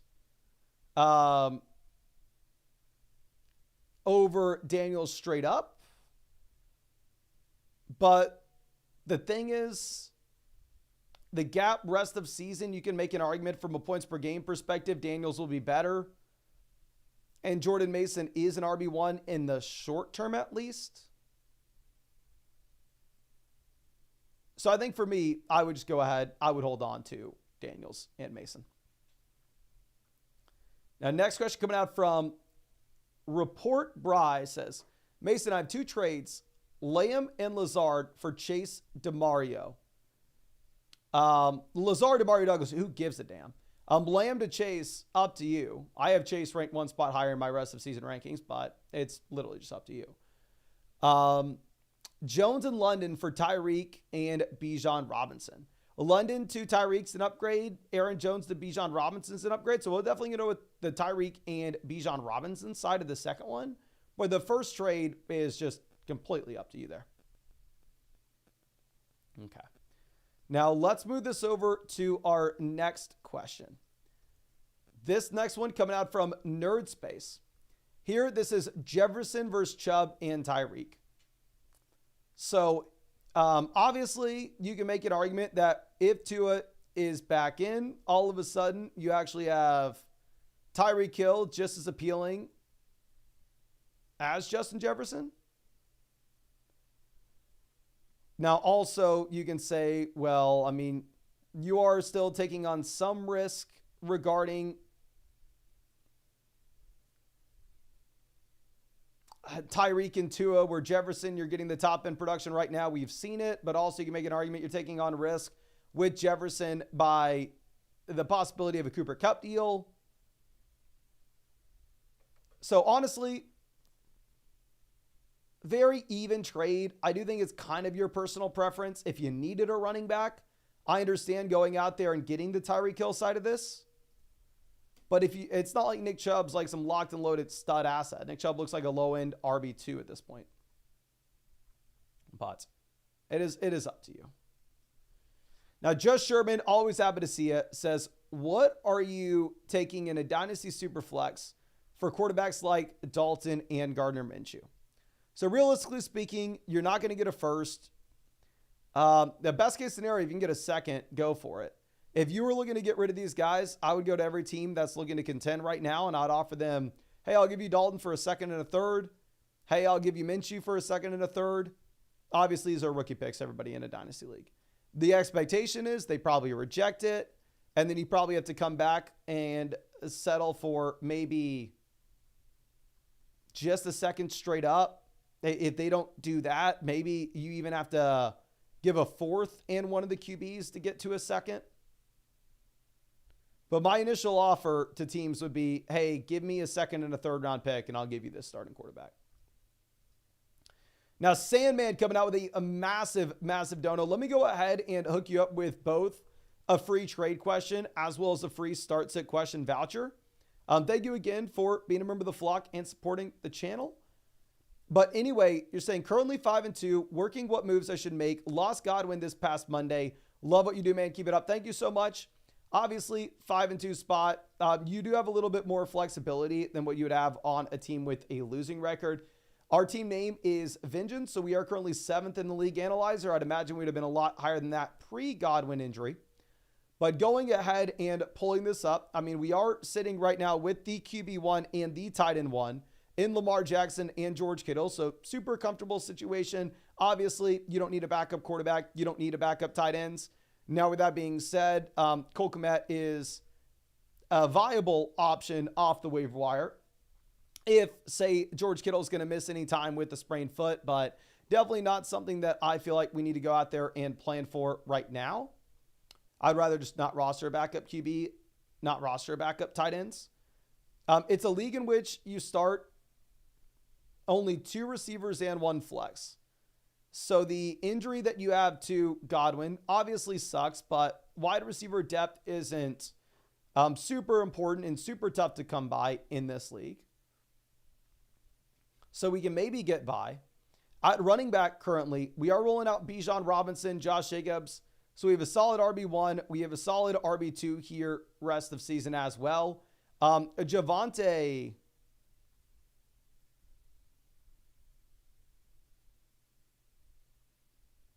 is in a good situation in that you get the Carolina Panthers matchup this week. So to be honest with you, I don't see a real reason to go through and look to sell Javonte Williams right now. You have like the Broncos as 8.5-point favorites here over Carolina. I think they run the ball a ton in the second half with Javonte Williams. Like, I'm starting him. I'm really excited about it. I would tell you to go through and plug Javonte into the flex. Jaleel McLaughlin, I'd imagine we can possibly find a better running back off the waiver wire here. Where if we go over to waivers, yeah, you have Roshan. For me, with Jaleel, I just think that if you were to get an injury to Javonte Williams at this point, he's still probably just in a running back by committee in one of the worst, not one of the worst, but a bad offense. And I don't know if Jaleel is somebody that we expect to be a super efficient running back. He's been very inefficient so far this season. I understand that we have Javonte, so maybe you want the handcuff. I wouldn't worry about that too much. I would go out, I would cut Jaleel. I'd pick up Roshan Johnson, another handcuff running back that I think has a higher ceiling if the guy were to go down in front of him. Going over to what we have at wide receiver, we have Devonta Smith. I'm fine with Smith as my wide receiver too. Obviously, wide receiver 1 looks a lot tougher at this point. We have Jameson, who I like as my wide receiver 3. Wide receiver 1 looks a lot tough. Wide receiver 2 looks a lot tougher. We have Juwan Jennings. Wide receiver 3 is probably tough. A wide receiver, we're getting outgunned here. I mean, the hope is that you have no Deebo Samuel this week. So Juwan Jennings could potentially be, you don't even need to play Jennings. Maybe you have no DK Metcalf, and you are excited to throw JSN into wide receiver 2 this week in particular. And we have the elite tight end, as we already mentioned.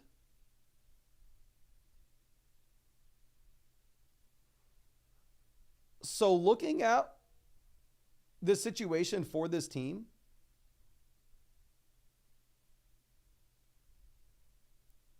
personally, I think that you are in a really good spot.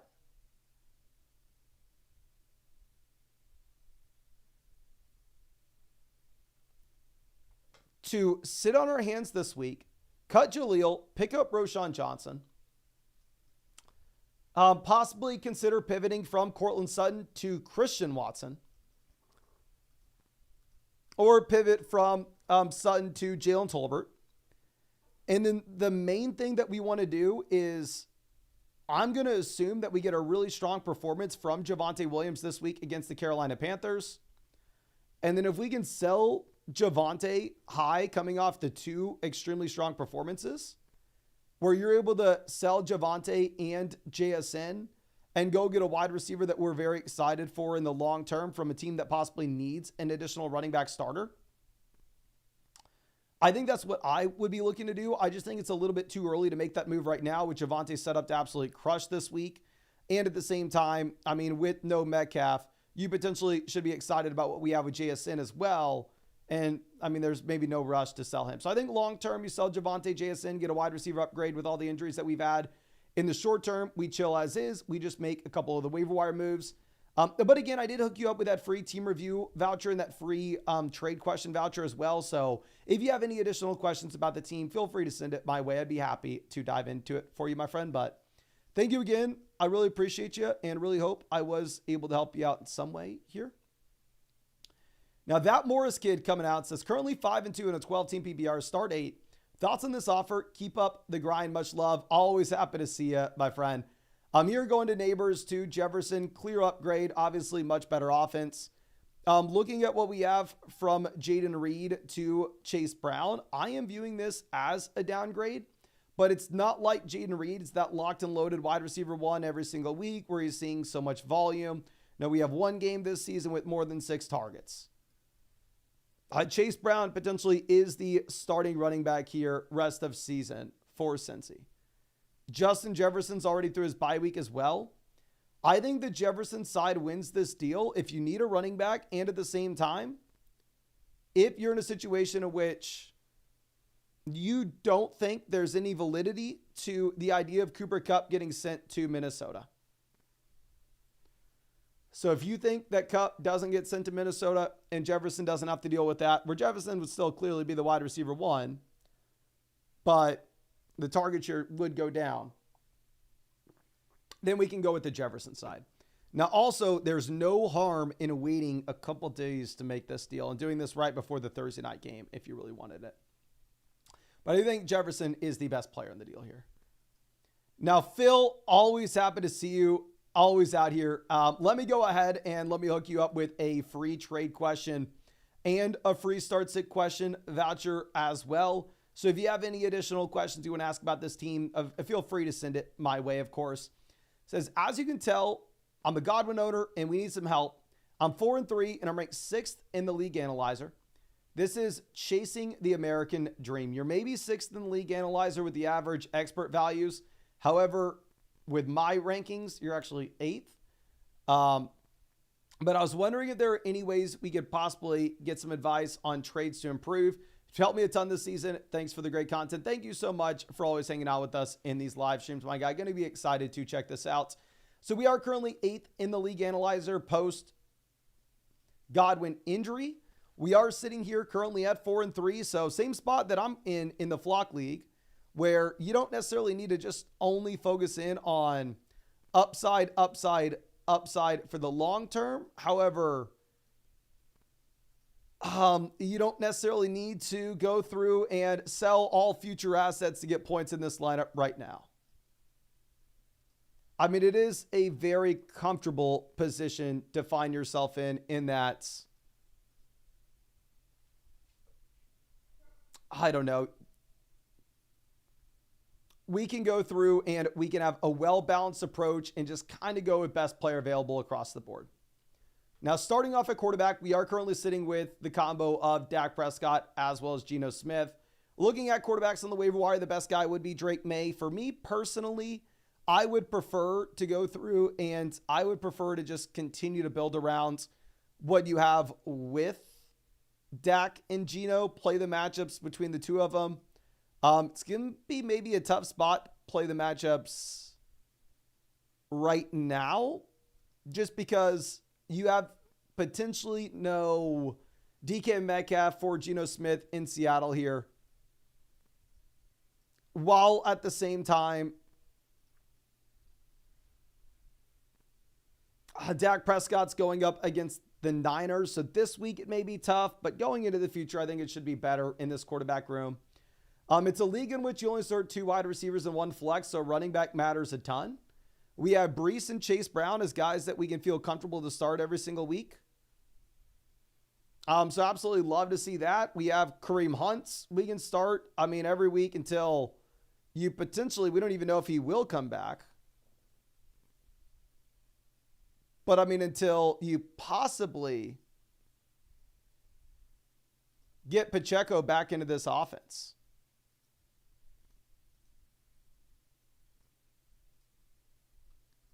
So for me, I think that you're in a really comfortable spot here at running back. And I think that this is where we could potentially find a move to make. Where I think if you can go ahead and sell one of the depth RBs that may not inherently give you a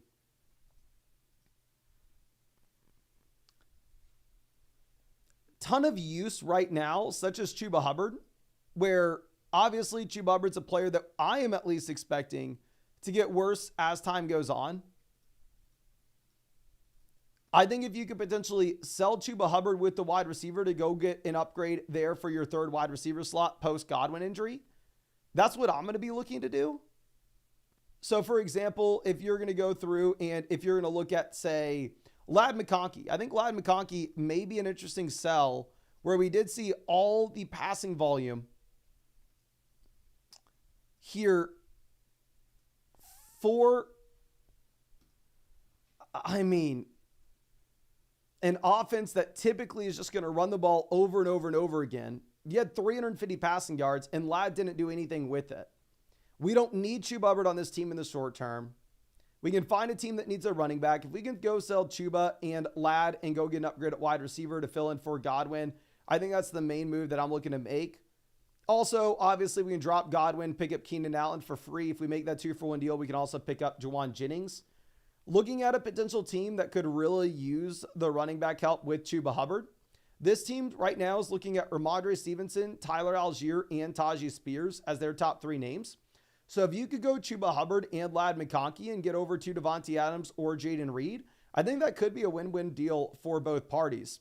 This team has, Javonte as their RB2 and then Raheem Mostert as their RB3.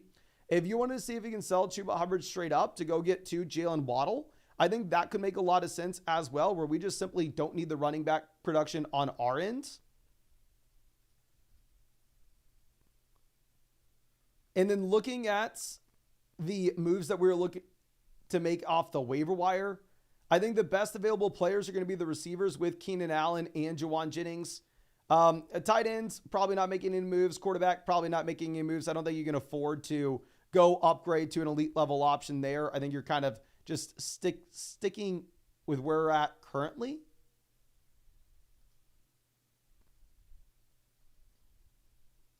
So really the only thing is I would love to try to sell Hubbard, go get that viable receiver from a team that needs a running back where we just simply don't. Obviously, if we can sell Hubbard and Ladd and go get that stud, that'd be advantageous. Or sell Hubbard and just go get a wide receiver too. I think that could also be viable. When we have this many running backs on this team and the Godwin injury thinned out our wide receiver depth a considerable amount. And there are solid wide receivers out there on the waiver wire. But I really do appreciate you and really hope I was able to help you out in some way with this. And again, thank you so much for being a member of the flock. Again, my friend, you know I really do appreciate you. And I did hook you up with that free team review voucher, as well as, that free start sit question voucher, as well as the free trade question voucher if you had any additional questions you wanted to send my way. But thank you again, and really hope I was able to help you out somewhat here. Okay. Now, let's move this over to what we have with our next question. This is one of those free Underdog team reviews from Highway Pot Guys. This full Dynasty League team is 7-0, but wondering if there are any final moves I can try to make before the trade deadline that would ensure I win the league this year. I think places I can improve most are going to be quarterbacks in my RB2, but not sure who to deal. And would like to keep Nico, Malik, and Jamar. So this is the Reachers. We are currently second in the league analyzer. Going through and pulling this up. This is a dynasty format where you can start 2 quarterbacks while at the same time you can only get up to 4 wide receivers at the very most. So this is a super flex dynasty league where you actually have more value for the quarterback position than a typical super flex dynasty league. They are going to make up a crazy high percentage of our starting lineup output weekly. While at the same time, tight end's going to make up a higher percentage of your weekly output as well. So you are highly incentivized to build around the elite level tight ends. And while wide receiver at the top is still going to matter a ton, obviously, especially as we can project these guys out for the long term, the depth at the wide receiver position is not going to be super important here. Now, starting off at quarterback, we are rolling out Kyler Murray and your choice between Cousins and Russ weekly. Obviously, we need to update the dynasty rankings and move Russ higher than QB 35. And then we have the long-term peel with Caleb and Michael Penix. So it's a strong quarterback room. We can definitely get by with this QB room. And if this was a dynasty format in which you went through and you started, say, I don't know, maybe 3 wide receiver slots, 3 flexes, and a super flex league, then at that point, I think you would go ahead and I think that you would be looking to actually just keep this quarterback room as is, and maybe it doesn't make a ton of sense to sell depth elsewhere to go get a quarterback upgrade. But here specifically with this being a shallower starting lineup dynasty league, or even if it's a keeper format, it's going to be the same strategy here because we're trying to win this year. I think it does make a lot of sense to move off one of these depth wide receivers to a team that potentially is looking to build for 2025.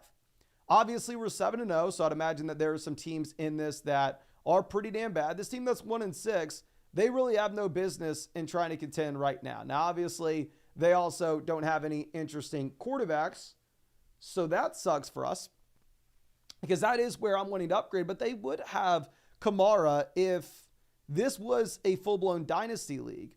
Then at that point, we can assume that if you really wanted to, we could presumably go through and sell somebody like Rome Odunze, or I mean, I would honestly rather have Rome over Ladd, even on a 7-0 team that's looking to contend. I'm sorry, Rome over Kamara. But I mean, if this was a full-blown dynasty league, maybe you could go through and sell Ladd McConkey to this team that really needs the extra piece here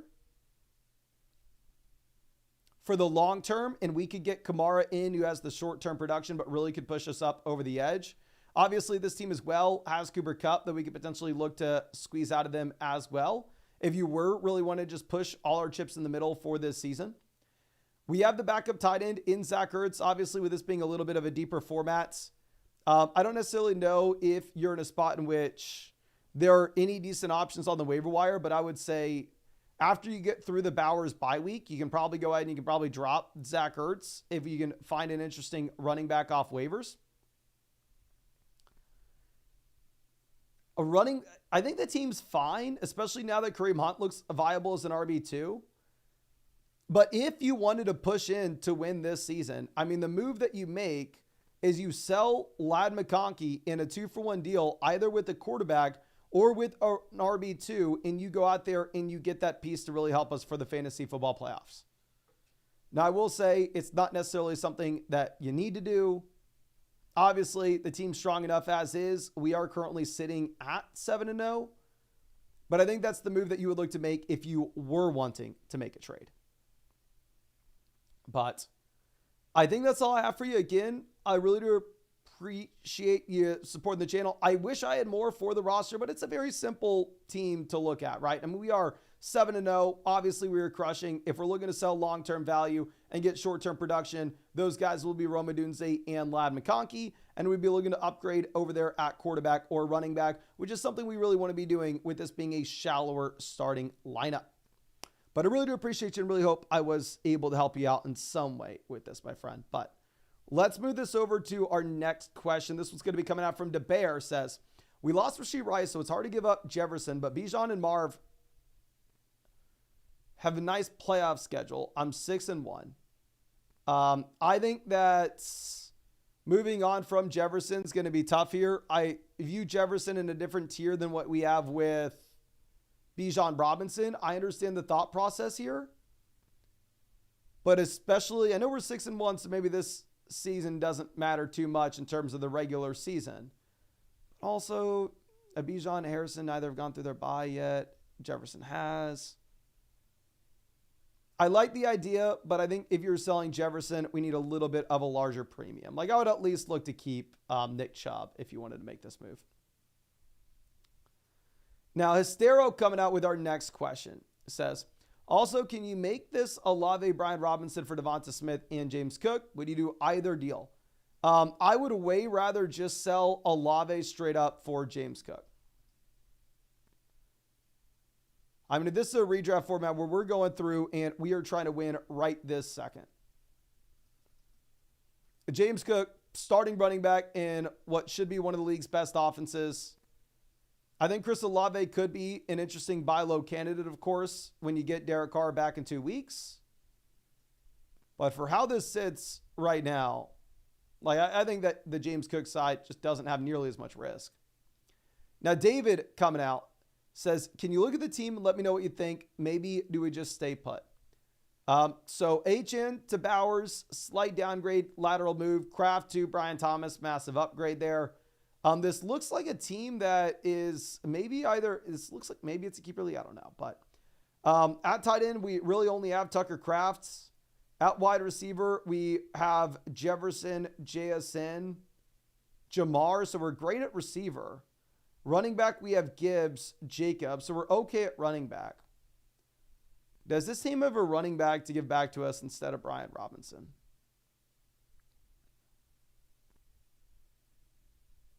Not exactly. I think it's the value on this deal is probably on the Brock Bowers side.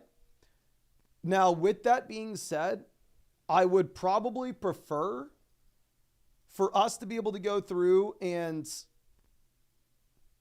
for us to be able to flip Brian Thomas for a running back based off the construction of our team here, where we already have the top end production at receiver, of course, where, I mean, you are already sitting here with the combo of, say, Jefferson and Chase, so you don't particularly need somebody like Thomas. Now, Vay coming out with a trade question says 7-0, but feels like we're weak now without Godwin. Am I overreacting or overpaying? Not at all. If this is a contending team that's 7-0, I honestly think there's more long-term value even on the Amon-Ra St. Brown side versus Reed in the second round pick. Like, you go with St. Brown here in my mind. Now, Sam coming out says, not sure Brooks really eats into Hubbard's role and takes over, but I don't know who dat, we suck. So this is a very easy pivot to Tyreek Hill. I mean, the thing is, if you think Brooks comes back at all, Brooks is going to eat in the Chuba Hubbard role. You can make an argument and you can say, well, Mason, come on, man. Jonathan Brooks isn't better than Chuba Hubbard. He's a rookie. He's coming off a torn ACL. Chuba Hubbard's going to be the number one. You can make that argument, and I may be sympathetic to the argument that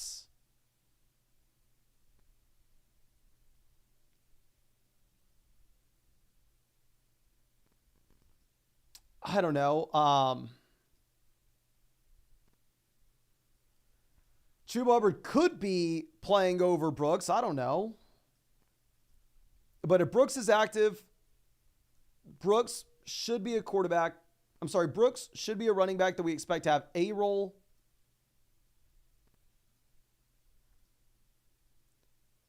And I'm viewing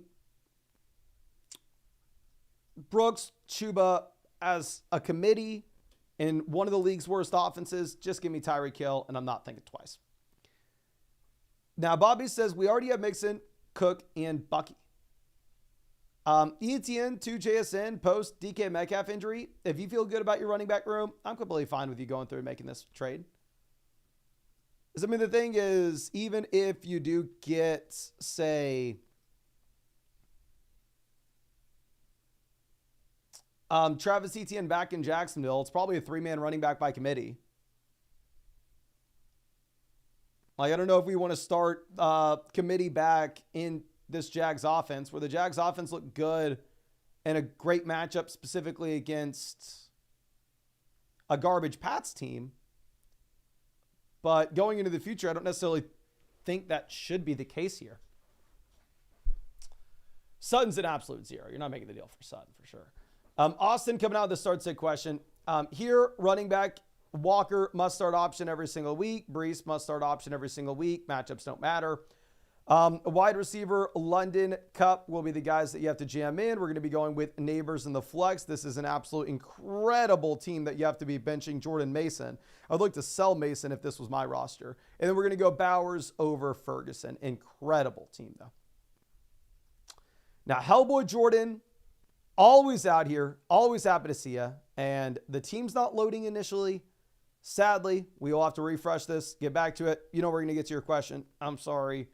For whatever reason, it's not loading right this second, but it should be back soon. Now, Monsini coming out says Stroud or May. So I know everybody is very excited about Drake May, and I completely understand why. Drake May looks so damn good. Drake May's had 2 games with over 20 fantasy points back-to-back. Stroud's coming off a game with less than 100 total passing yards.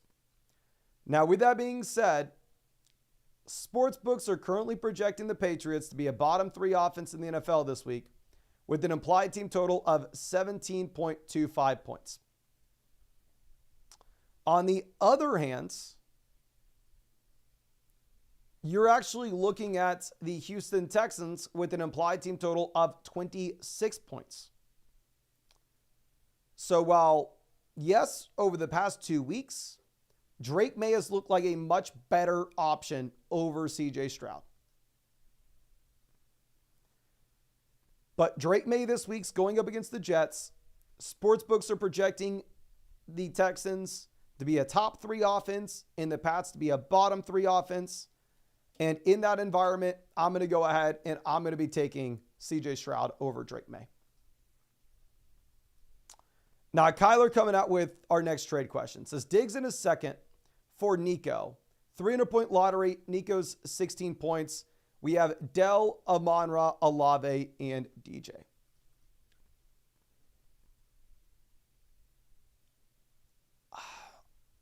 I probably prefer Nico Collins here. It's not the easiest situation in the world, but I mean, if you are getting Nico Collins, you're getting the better asset for this season, and you're getting the best asset for next year as well. Obviously, adding in the second does make it maybe a little closer, but I think you go Nico. Now, Robbie coming out says, quarterback, we have Lamar. Running back, we have Gibbs, Achane, Singletary, Gibson. Wide receiver, we have Wilson, DK, Terry, Rome, Leggett. Tight end, we have Pitts and Kraft. So Wilson and Metcalf to Jamar Chase. Give me Chase. Singletary looks like the backup running back in the league's worst offense. So for me, I don't think that this is super close. For me, I think I just go ahead and I take the Jamar Chase side and I pretty much run, to be honest.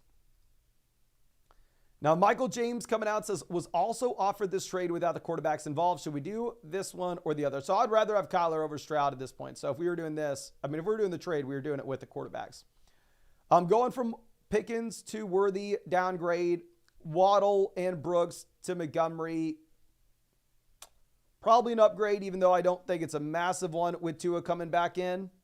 And you're getting the upgrade from Stroud to Kyler. So I'm going to go with the Kyler, Montgomery, Worthy side, especially with this being a league in which you only start 2 wide receivers and 1 flex.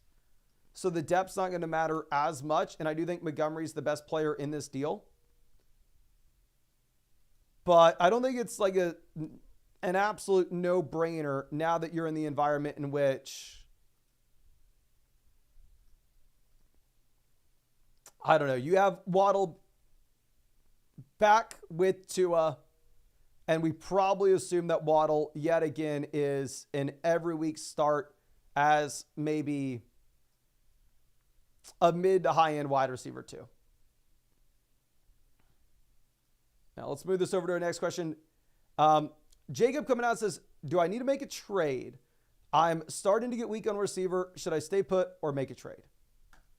Well, Jacob, you asked a super message. You not link your team with the super message. So I'm sorry, you're more than welcome to submit a roster review. I can't see your team here. So I'm very sorry. I'll credit you with the free team review. A free trade question voucher. Just in case you have a trade that comes to mind, but I can't see your team when you submitted just a super chat.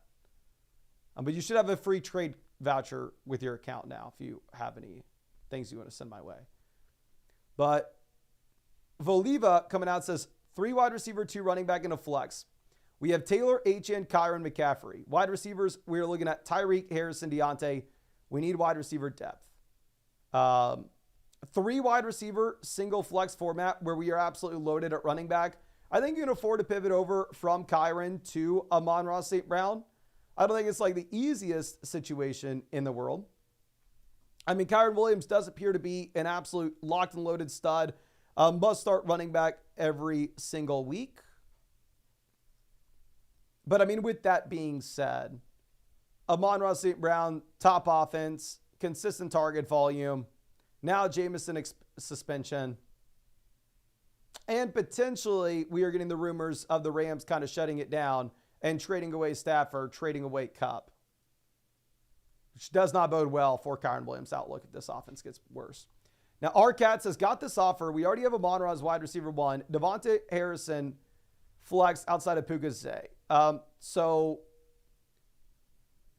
Najee to Montgomery, pretty big upgrade. Flowers and Puka to Tyreek Hill, massive upgrade. So yeah, this is an absolute no-brainer. It makes a strong team even stronger.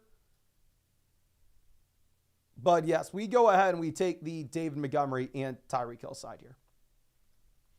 Now, Death by Degrees says, hey, Mason, much love. I have Kyron, H, and Jamar Jefferson, but get offered this tonight. Wide receiver depth is Moore and Dell. Okay.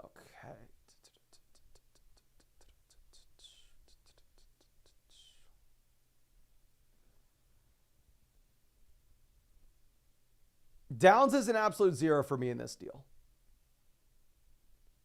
If we have Jamar and Jefferson, I think that you can't afford to give up DJ Moore to get to the elite level running back. I think we go with Kamara. Obviously, lowered expectations with Kamara right now as you're dealing with Spencer Rattler under center here. But long-term expectation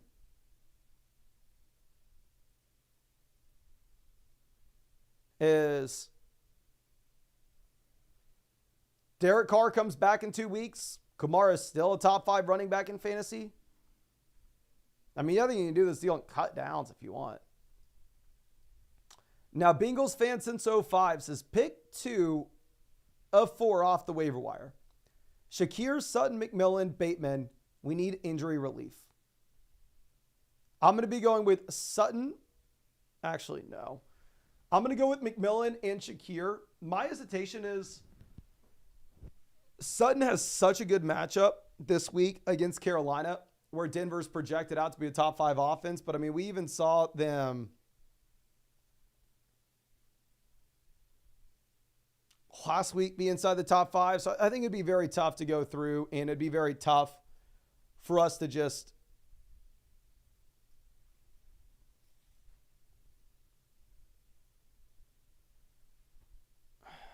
play Sutton, because if he's going to give you a goose egg in a game in which we get 30 points from this Denver Broncos offense, realistically speaking, how low is the floor here? But let me move this over and try to answer some questions in the live chat. So please, if you have not done so already, drop any questions you have in the chat, and also drop a like on this live stream as well. We've been live for over 2 hours at this point. We're live streaming for like 5 hours every single day, trying to answer as many questions as we possibly can. So please go down there, drop a like on the stream, and let me know if you have any questions in the chat. Yoink says, Kamara extension's nuts. Is Connor Miller done there? Yeah, Miller's been done. Miller never got going. Not a super strong prospect coming out of TCU. It's not like you had a ton invested into him. I mean, 3rd round pick. Definitely consider him a bust, but it's not like it's anything crazy.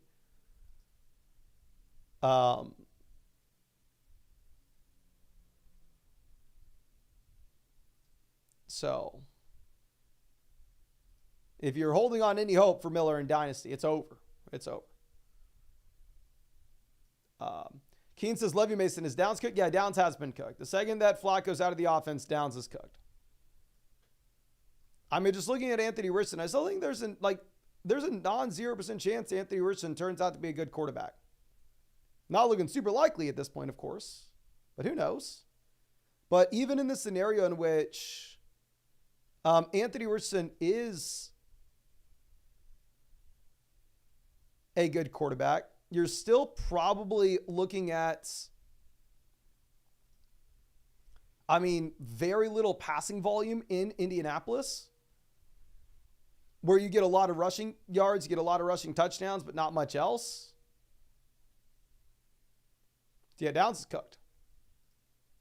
Michael says, should I trade Pollard or Chubb for Puka? If you can trade Chubb for Puka, you do so right now, for sure. Let's see. Kiss the Ring says, is Tua playing in week 8? So he is going to be fully practicing on Wednesday. That report already came out. They're already preparing us for him to come back in week 8. Hey, y'all got to give me some props. I called this 3 weeks ago. I called him being back in week 8.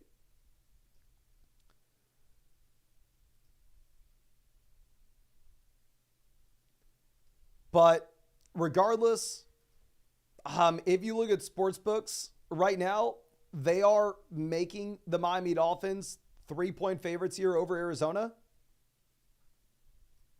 I would say that there's no way they would put the Dolphins as favorites over the Cardinals unless you were going to have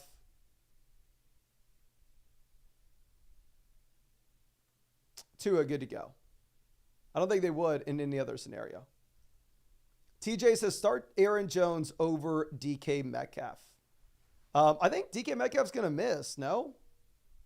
I think you may end up having to. I mean, especially with Aaron Jones playing on Thursday, I think there's no way that DK Metcalf would be cleared for the game by the time you have to make that call.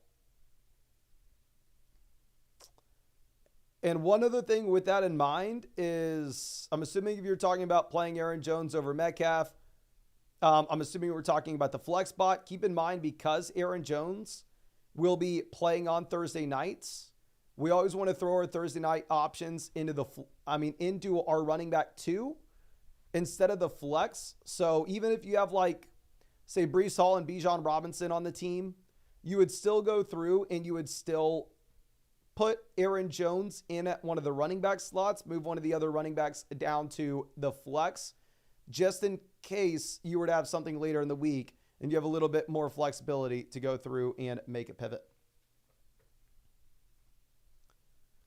Young Krilo says, does Olave play this week? I'm assuming Olave plays, but at the same time, the Saints, I believe, project to have the 2nd worst offense in the NFL if you're looking at implied team totals. So Derek Carr is probably not playing. So in a scenario in which Olave plays, but Spencer Rattler's the quarterback, I'm not wanting to start Olave. So it really doesn't do much. Okay. Let's move this over to our next question. LSG says, timeline on Pacheco. I have not heard anything. And I have absolutely no idea what to expect.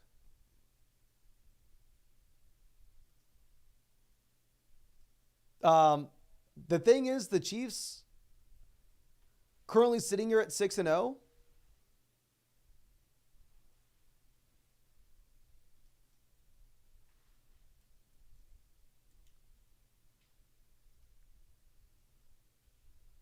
So the Chiefs are sitting here at 6-0. Obviously, this is a team that only has Super Bowl aspirations.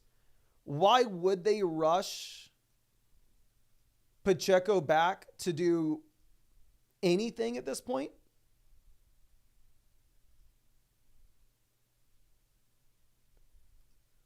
Whereas, I mean, it would just make so much more sense for them to go, okay, let's wait for 2 weeks before the regular season ends. We'll ramp them up. We'll get them a little bit of usage and use them in the real playoffs. Where at that point, you're not getting anything in the fantasy football season.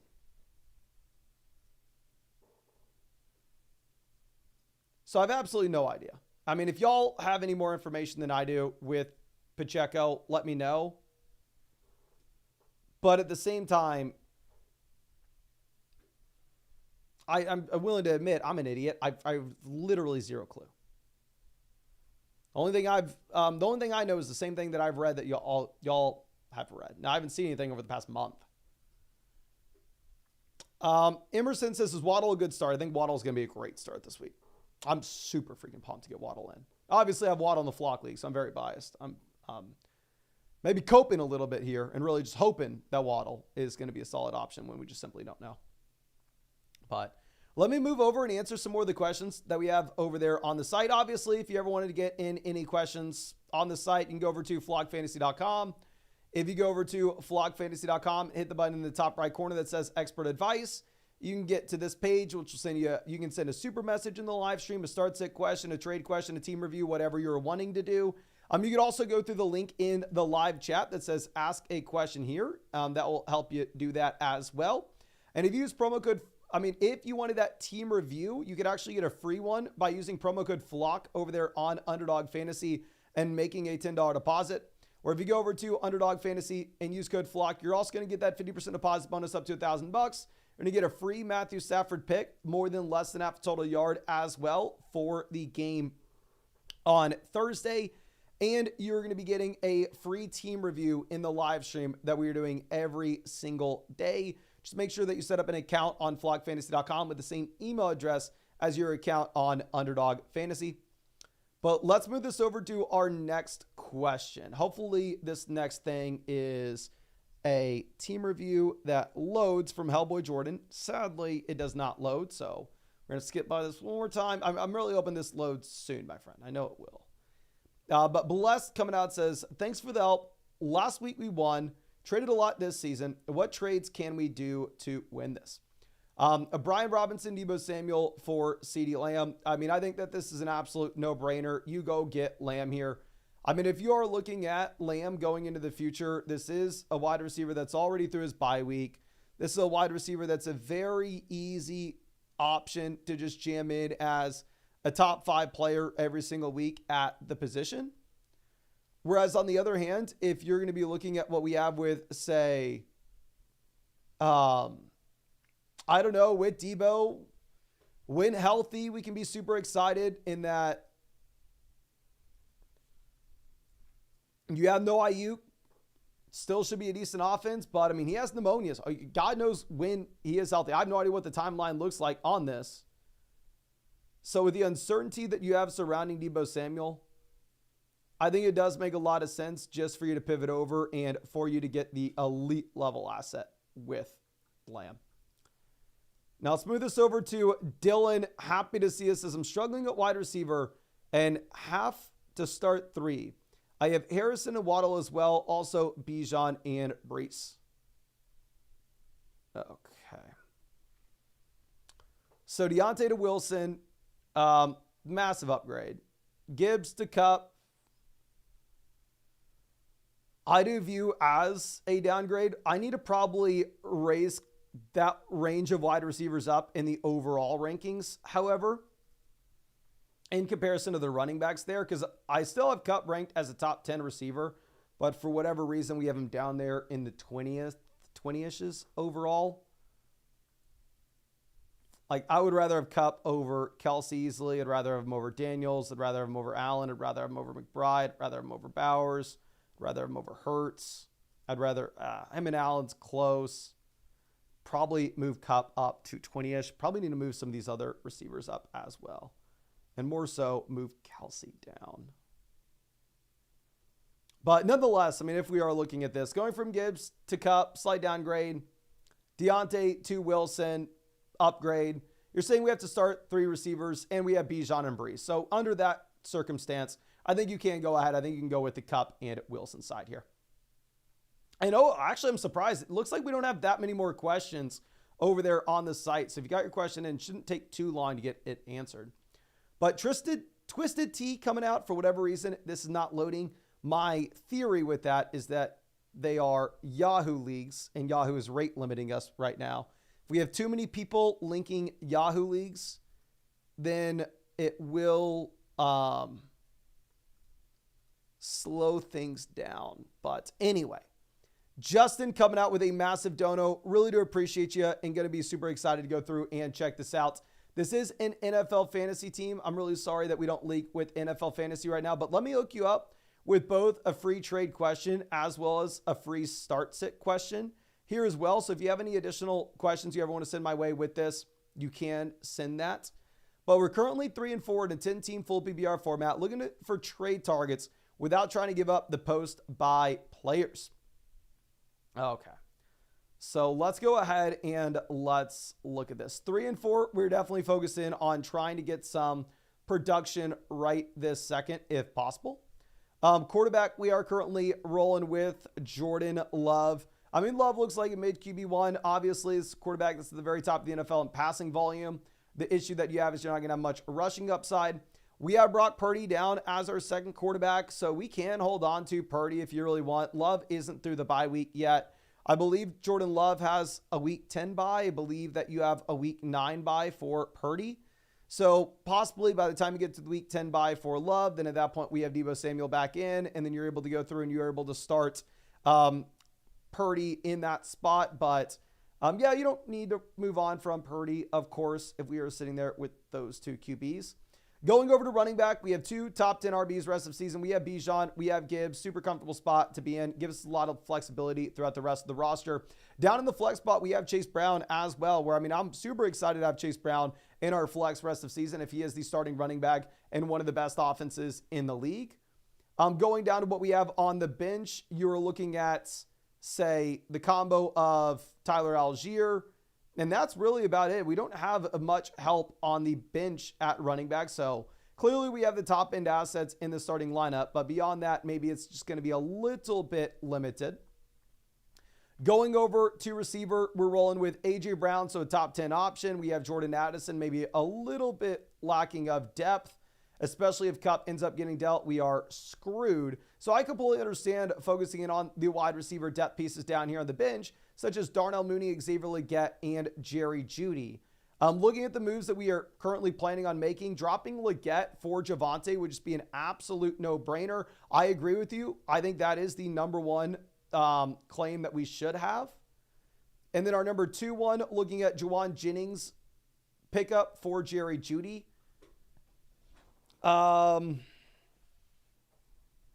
It's close. Obviously, now they get Jameson starting for Cleveland. I think Jennings is going to be a little bit better. I would definitely rather have Jennings over Jeudy.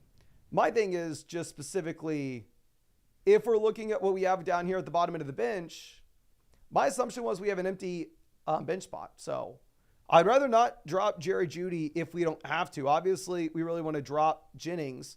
But yeah, the other waiver claim that you put in, it looks like we were just going to go through and pick up Jalen McMillan without dropping anyone. So specifically with your waiver claims, I would adjust the second one where our second option is to go through and to drop nobody for Jennings. I think that would be preferable if possible.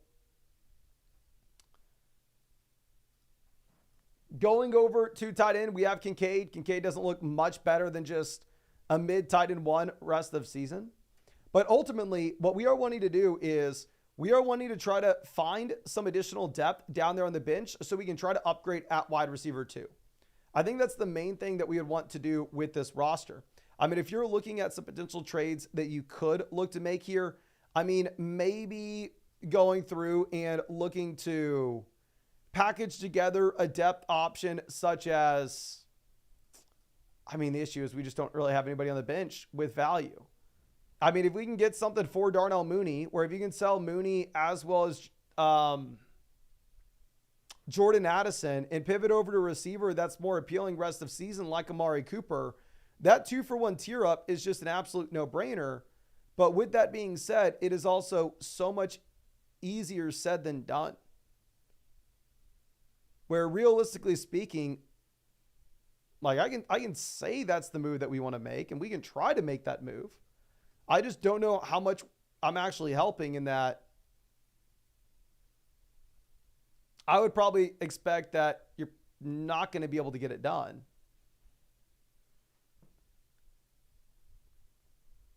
It's a very well-balanced roster outside of that. I mean, we have the studs at the very top. We just don't have a ton of depth. So, I mean, the main moves that we are looking to make, of course, is we are wanting to go through and we are wanting to try our best to just churn waiver wire options.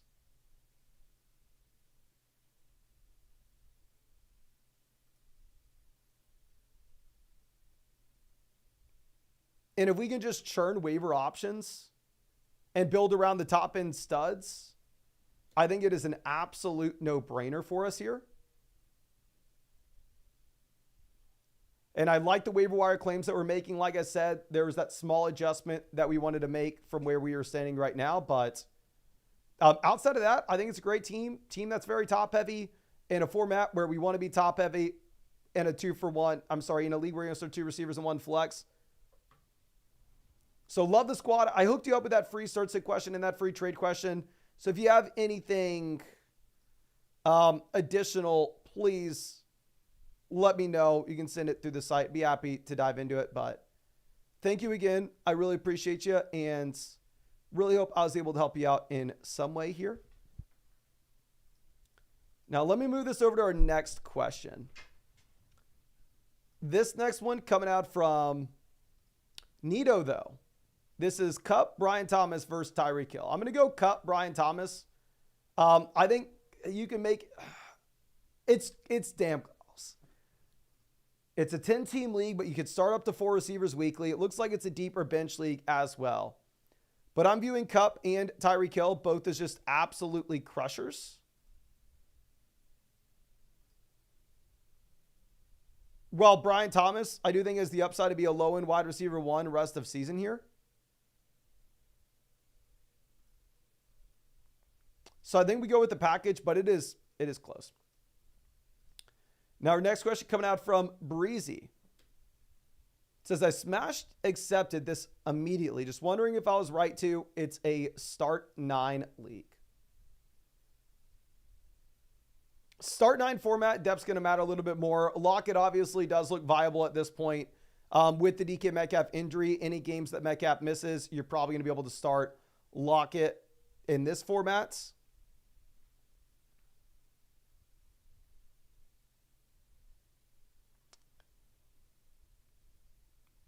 Javonte is going to absolutely crush this week against the Carolina Panthers. James Conner looks like a mid RB2, but Justin Jefferson's Justin Jefferson. So start 9 format, maybe it's a little bit less exciting than a league where you just start 2 wide receivers and 1 flex. But I still think Jefferson is the best asset here. So we're going to go ahead. We're going to make this move. Now our next question's coming out from Sherm.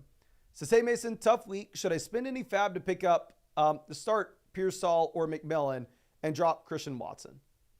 I would drop Watson, and I would be willing to spend fab as well to do it. I don't want to sit here and act like it's an absolute no-brainer where you just absolutely need to make this pivot. And I wouldn't be super aggressive on the waiver wire, but yeah, I think I would drop Christian Watson for either McMillan or Ricky Pearsall. I have them ranked back-to-back. Can everybody spam the chat? Would you rather have Ricky Pearsall or would you rather have Jalen McMillan off the waiver wire? Who are you prioritizing this week? I have them ranked back-to-back. All I know is I for sure want to go through I for sure want to take Jennings over both. But would you rather have McMillan or Sticky Ricky? One vote, Sticky Ricky. McMillan, Sticky Ricky, McMillan, McMillan, McMillan, McMillan, McMillan, McMillan, Ricky, McMillan, McMillan, Ricky, McMillan. It looks like it's close in the chat. I have McMillan ranked one slot ahead of Ricky in our rest of season ranks.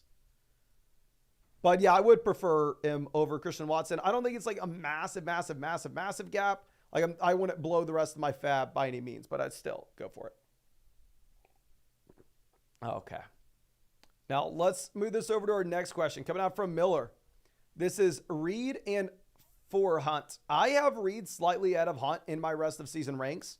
I mean, if you told me, Mason, there's a 0% chance that Pacheco comes back this season, and at the same time, this opportunity of 20 plus touches a game for Kareem Hunt's going to be very sticky going into the future, then at that point, I think you could make a very strong argument. Just go ahead, just take Kareem Hunt in this deal. But without that being known, I would rather have Jaden Reed here. Now we're going to go through a little stretch of team reviews. So let's go ahead and let's pull this up. First one coming out from Carts, longtime member of the flock. And I do want to reiterate, of course, if y'all wanted to ask any questions on the site, or if you wanted to get a team review, you could always go hit that expert advice button in the top right corner and ask a super message, start sit question, trade question, or get a full-blown team review. Now, if you wanted a team review, I'd highly recommend taking advantage of the offer that we have on Underdog Fantasy, where if you hit the link in the live chat that says free team review, and you go over to Underdog Fantasy and use promo code FLOCK, you are going to get a 50% deposit bonus up to $1,000. Plus, at the same time, you're going to be getting a free team review in the live stream that we are doing every single day. And you would get a free Matthew Stafford pick, less than half a total yard for the game on Thursday as well. So make sure you take advantage of that if you have not done so already. But we're going to get this going for Carts. Really do appreciate you. Let me go ahead and hook you up with a free trade question and a free start sit question as well, my guy. Thank you for being a member of the flock. But looking at this, you're saying, how do I move on from Mason? He shows up each week suited up, which is reliable. I've leaned on Mason early, but he's let me down recently. I'm not sure if I can trust him rest of season. His fantasy advice is questionable. I'm not going to lie, that was hilarious, but the vast majority of the time I was reading that, I was reading it as if it was Jordan Mason. So pretty damn good, my guy. I really do like it, but yeah, you definitely got me on that. I was going down the rabbit hole. I was about to go on some spiel with Jordan Mason, but I really like it. But anyway, all jokes aside, how do I actually move on from Jordan Mason and improve at running back? Okay, never mind. We are talking about Jordan Mason there, throwing me through the ringer. I absolutely love it, my guy. But let's go ahead and let's pull this up. Team is just Josh and you. We are the second team in the League Analyzer. This is a 12-team format where we are starting up to 4 wide receivers weekly. And we are 5-2, so we can definitely start thinking about the long term here. We can definitely start thinking about the fantasy football playoffs. Now, with this in mind, the wide receiver depth obviously does matter a little bit more. 12-team format where we can't start 4 receivers weekly.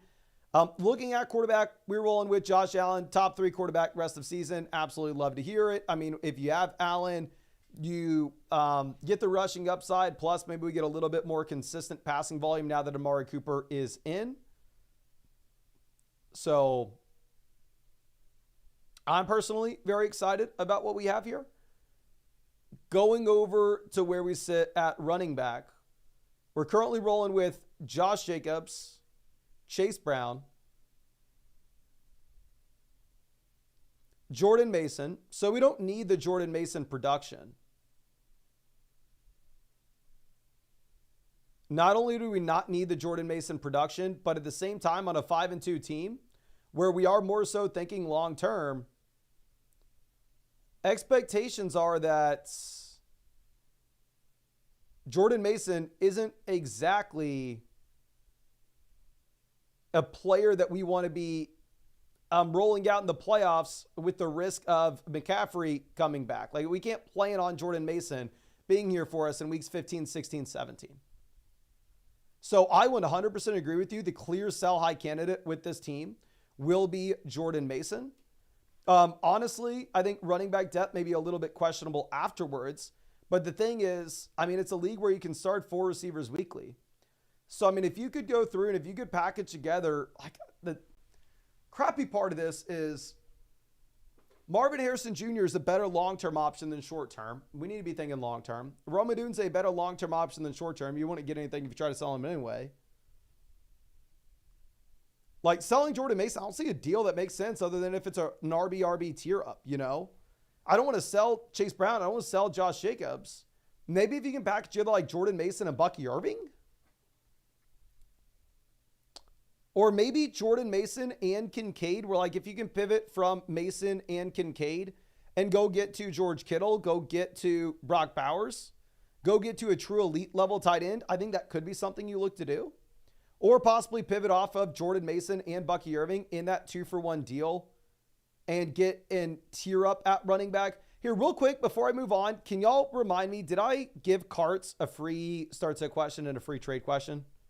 Because obviously I want to suggest some trades here, but I want them to have that free trade question to follow up if they have anything else. But please let me know in the live chat if I did.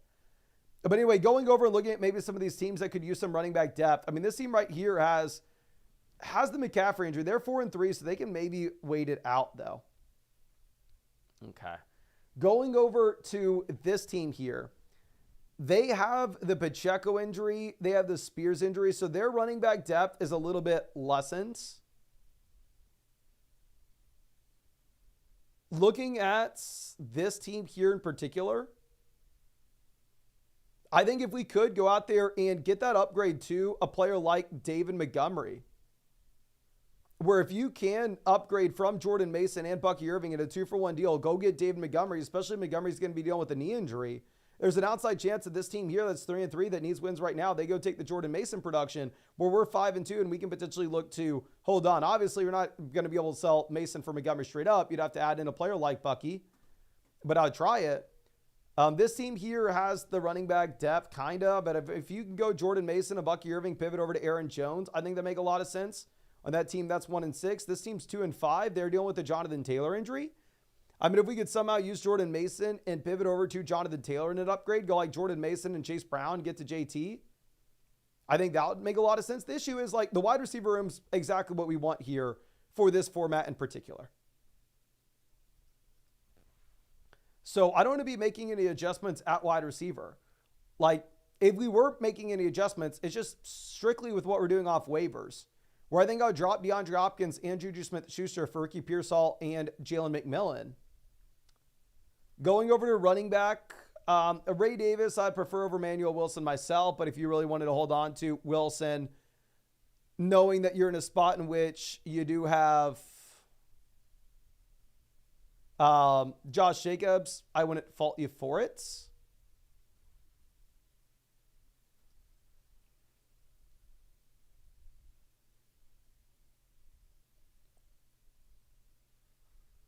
So it's a tough situation. I think running back, we're selling Mason in that 2-for-1 tier upper. Like we said, if maybe you wanted to go and get somebody like Bowers.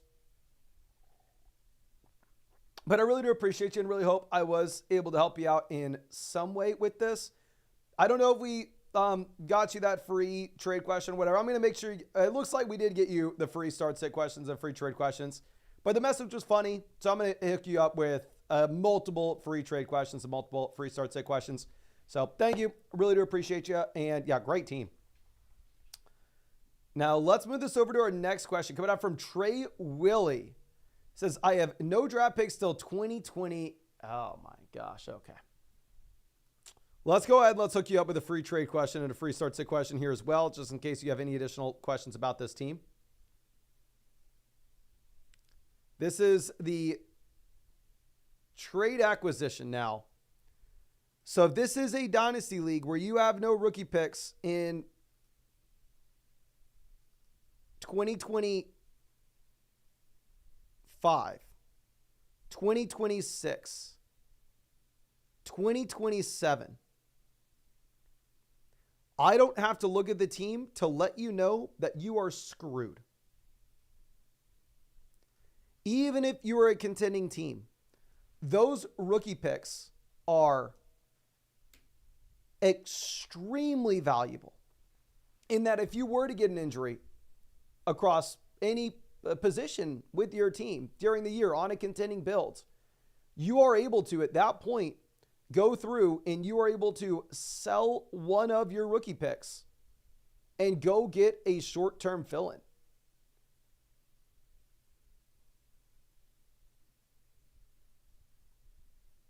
So for us to not have those picks, it puts you in an extremely compromising position.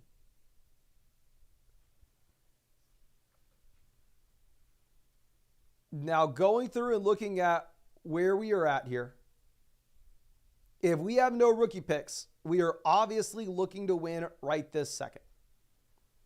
This is a Dynasty league where you only start 4 receivers weekly, up to 4. And I believe it's a 1 quarterback format as well. Doesn't matter if it's a 1 quarterback league or super flex league. We're chilling a quarterback. We have Lamar, right? And we have Dak, where if Lamar were to get injured, it's a viable pivot. And we can obviously play Dak in the week 14 Lamar bye. So quarterback, we're chilling. We can contend with this room. And obviously, it's a team that is looking to not pivot over to a rebuild anytime soon. If you have no 2026 picks, no 2027 picks, you have no incentive to look to maybe try to win this year and then pivot to a rebuild. Running back, we have Kyren Williams, great contending asset, solid RB1. Same thing with Jonathan Taylor.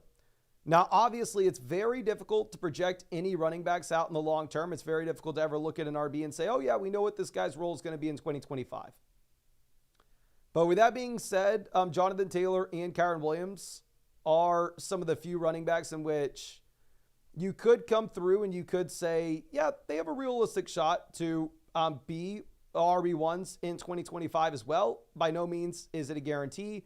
You really never have a guarantee here when you're dealing with this, but at the running back position, that is. But they have the shot to help us contend in 2025. You can say almost the same thing about Josh Jacobs. Going over to wide receiver, we have A.J. Brown. A.J. Brown should help us contend this season and next. Tyreek Hill, obviously, we're expecting him to maybe be a little bit worse next season than he is now. Tyreek Hill is in his 30s. But we have Flowers, the cornerstone asset. We have DJ Moore as a short-term contending piece that should give us the production next year as well. Deontay Johnson, short-term contending piece that could potentially get worse.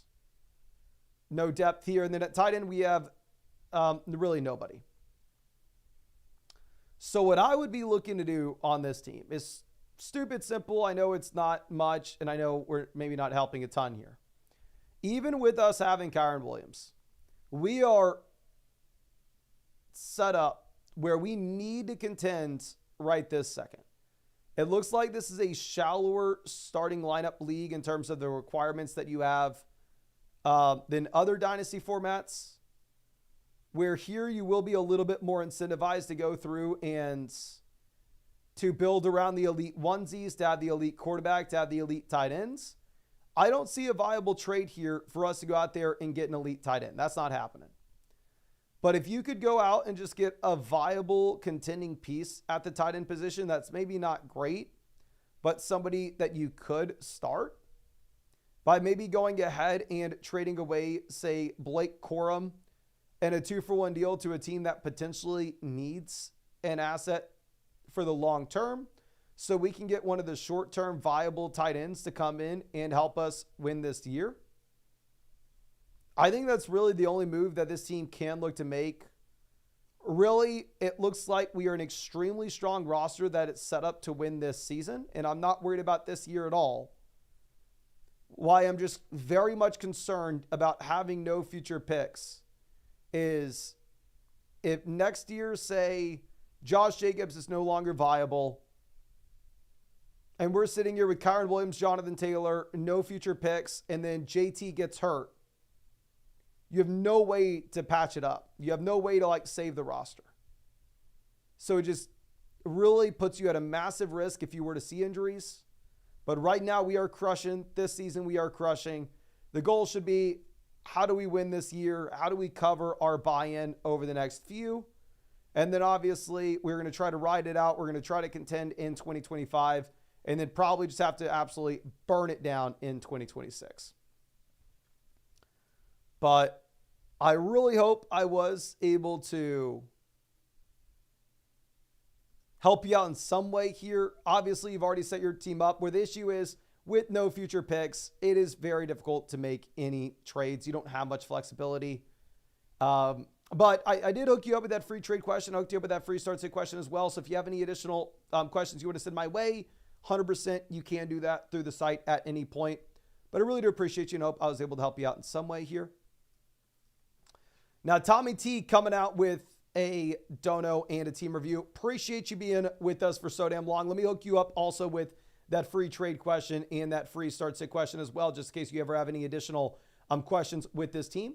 This team's name is Saint Reek or Saint Reek, something along those lines. We are currently sitting at 4-3. This is a 12-team format where we can start up to 4 receivers weekly. So the depth matters a little bit more than it otherwise would.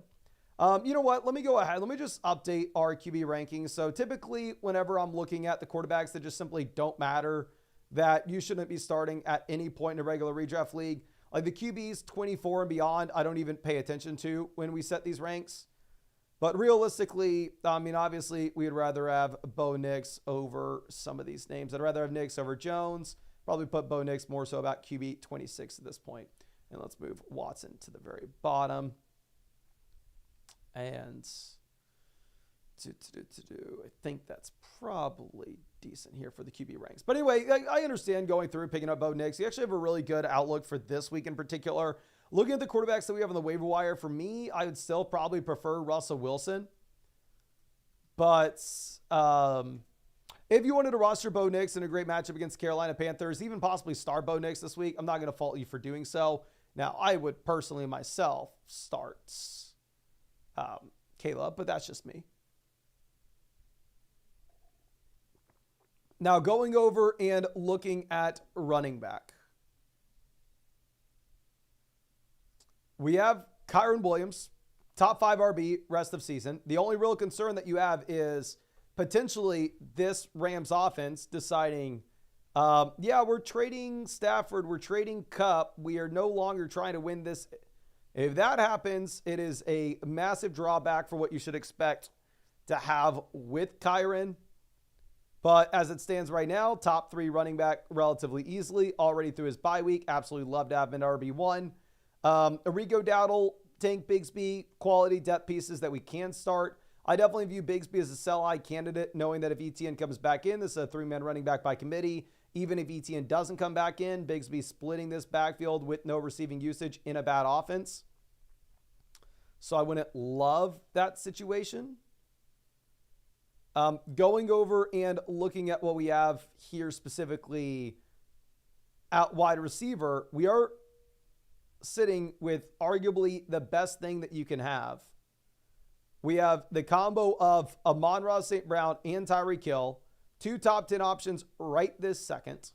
We have Nico Collins as a top 10 option in the long term here. We have Roma Dunze as a long-term interesting piece. So this is a great wide receiver room. Obviously, the concerns that you have is we are just not really going to be able to have a viable flex spot right this second because we have no Brooks. We have no Nico. I guess we can start Rome. Am I excited about it?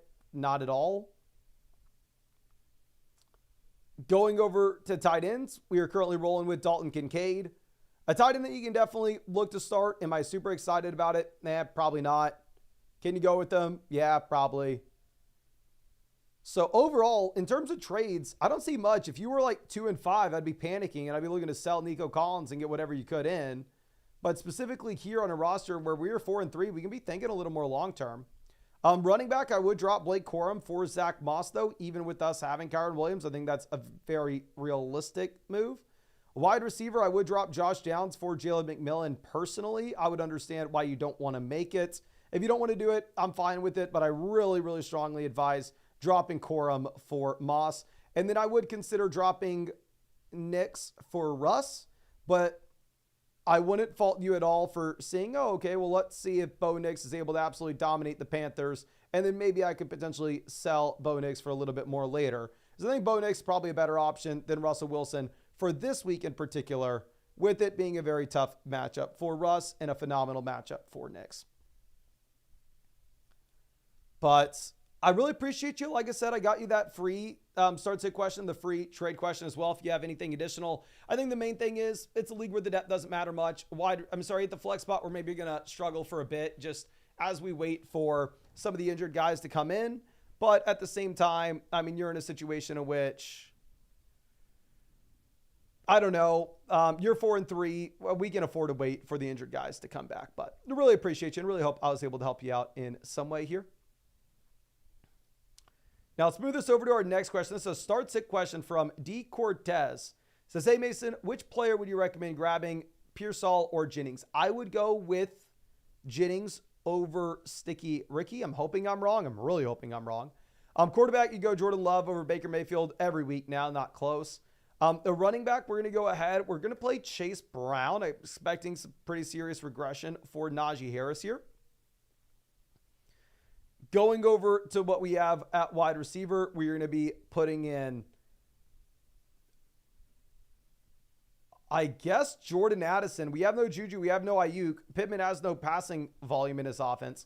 We're going to go with Evan Ingram over Ferguson. Really tough matchup for Ferg. And then for the flex spot, we're going to go with Najee Harris, but I don't love it.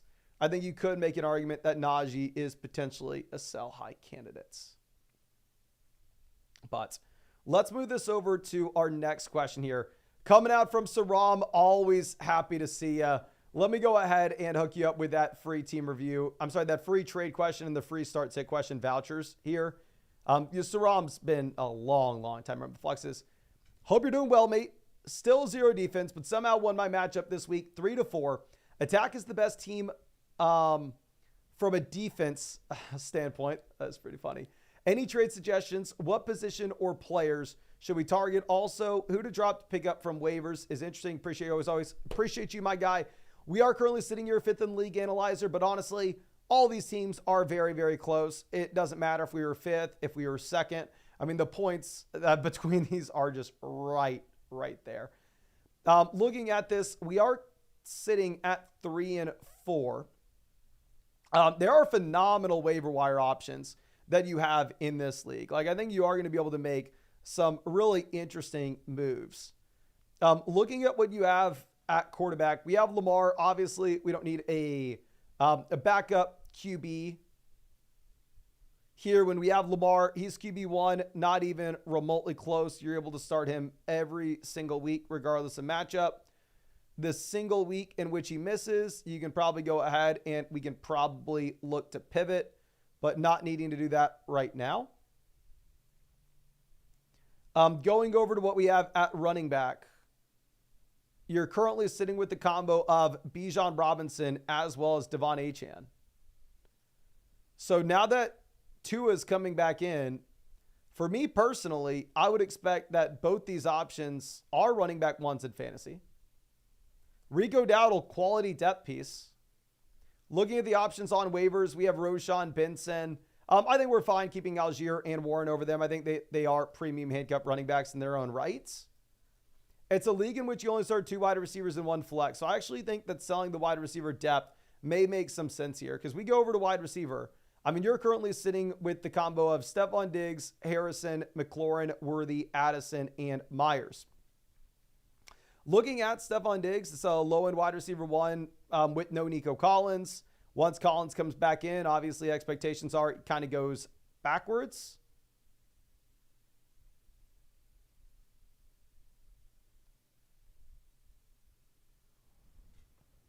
Looking at what we have with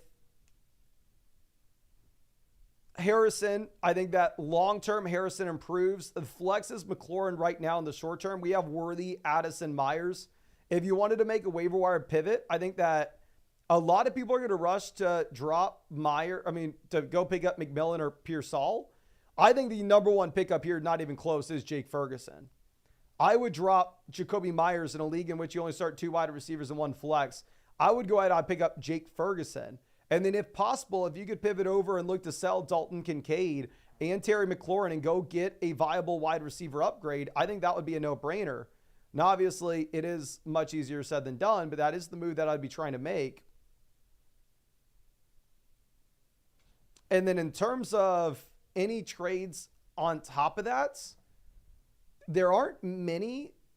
If we didn't have Tua coming back and Achane was not projecting out to be an RB1, then obviously it would be a much tougher situation. But we just get the bonus here where since you're getting Achane back in as an RB1, since the expectations are Bijan is a running back one as well, and Dowdle is the quality depth piece. Not really wanting to make any adjustments at running back. Wide receiver seems well balanced. Definitely not a strength for us, but we can definitely get by.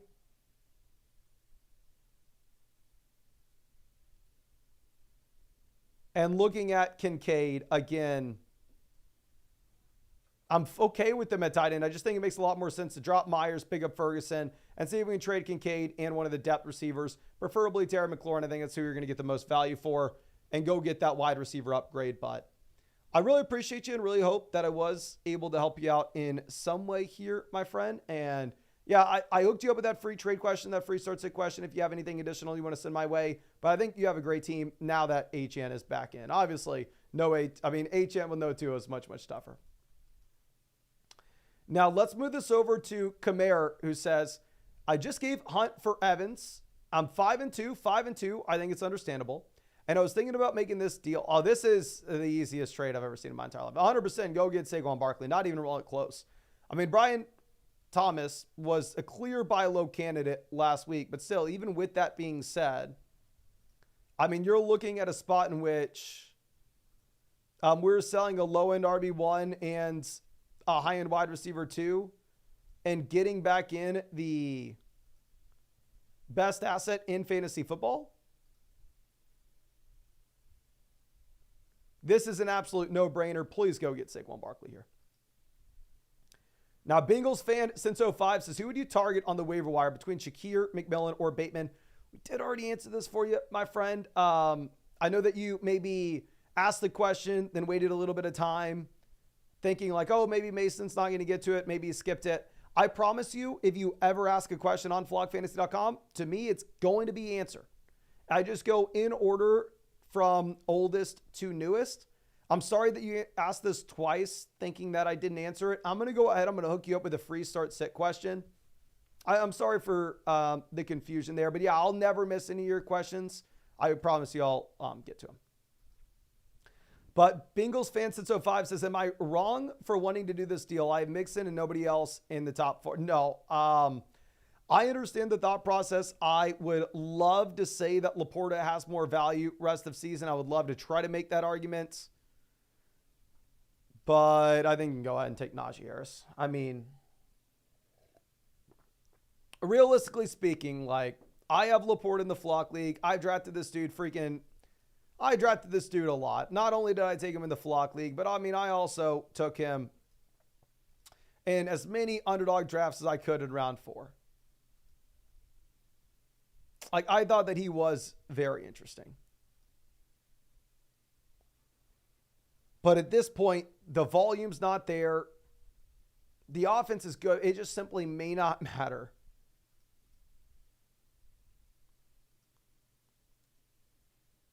Najee Harris, I think, is honestly an interesting sell high candidate.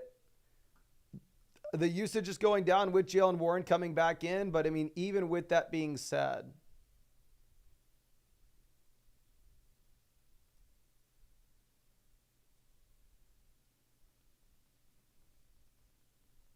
I for my own team, I'd start Najee way before I'd start Laporta. TRGH says, Mason, thinking about dropping Laporta this week and streaming Kate Otten or Hunter Henry. What are your thoughts? I would not drop Laporta yet. Now, obviously, I'm very biased. I'm an idiot. I took Sam Laporta in a lot of drafts. The reason I would be holding on to Laporta, and I'd probably prefer him over Hunter Henry in particular. If you wanted to go get Kate Otten, I'm not going to fault you. Go get Kate Otten. But if we're looking at Laporta versus Hunter Henry, right now this week, sportsbooks are projecting out the Detroit Lions offense to be the best offense in the NFL. Whereas if you're looking at the projections that we are seeing with the Pats, they are projected out to be a bottom 3 offense in the league right now. So for me, I think that pivot would be tough, but I do have K-Dot ranked ahead of Laporta in my rest of season ranks. Now, Tropic says, Lamar, Gibbs, Harris, Downs, Wilson, Pitt, Shakir, Stevenson starting. Nico Collins is on the IR. No brainer. Let's go make this move. I mean, with both players, I expect them to improve as time goes on. Now, even if we're expecting them to improve as time goes on, Nick Chubb, in my mind, has a cap. Not necessarily because, Nick Chubb's not going to get back to who he was before, which is a real concern. But more so, we know, 1, Chubb's not going to have anything as a receiver. And 2, the Browns' offense will be one of the worst offenses in the league, regardless of if you have Winston under center or Watson under center. Maybe they'll be better with Winston, but they're still going to be extremely bad here. So I think this does make a ton of sense. Let's go ahead and let's go get Harrison. Now, Brazy coming out with the start says, I traded Worthy and Eckler for Brooks and Chuba. Dropping Addison for Puka. I had a lucky drop over 4 and 3. Worthy, Eckler for Brooks, Chuba.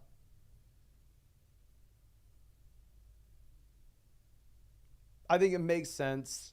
Addison for Puka is an absolute no-brainer deal. Love the Addison for Puka deal. And here, if we're looking at this, Jordan Mason and Chuba Hubbard will be the starting running backs. Starting flex options, unless you're in a scenario in which Jonathan Brooks is good to go, then at that point you pivot over to Jaden Reed instead of Chuba Hubbard. But when in doubt, you always just go with the running backs with the 3-down usage here. I mean, specifically in the case of Hubbard, I don't think it's going to be the case long term. But until you have Jonathan Brooks back in, I'm very comfortable projecting out 20 opportunities. Now, Kenny coming out with a question. Here it's a 2-quarterback league. Minshew to AR, clear upgrade. Puka to Deontay, clear downgrade. I would still rather have AR if it's a 2-quarterback format. The only situation in which I'm not making this deal, 1, obviously, if it's a 1-quarterback format, you don't do it. 1-quarterback format, you could potentially cut Anthony Richardson. And 2, the only way I don't make this is if you think Anthony Richardson is at risk of being benched for Joe Flacco.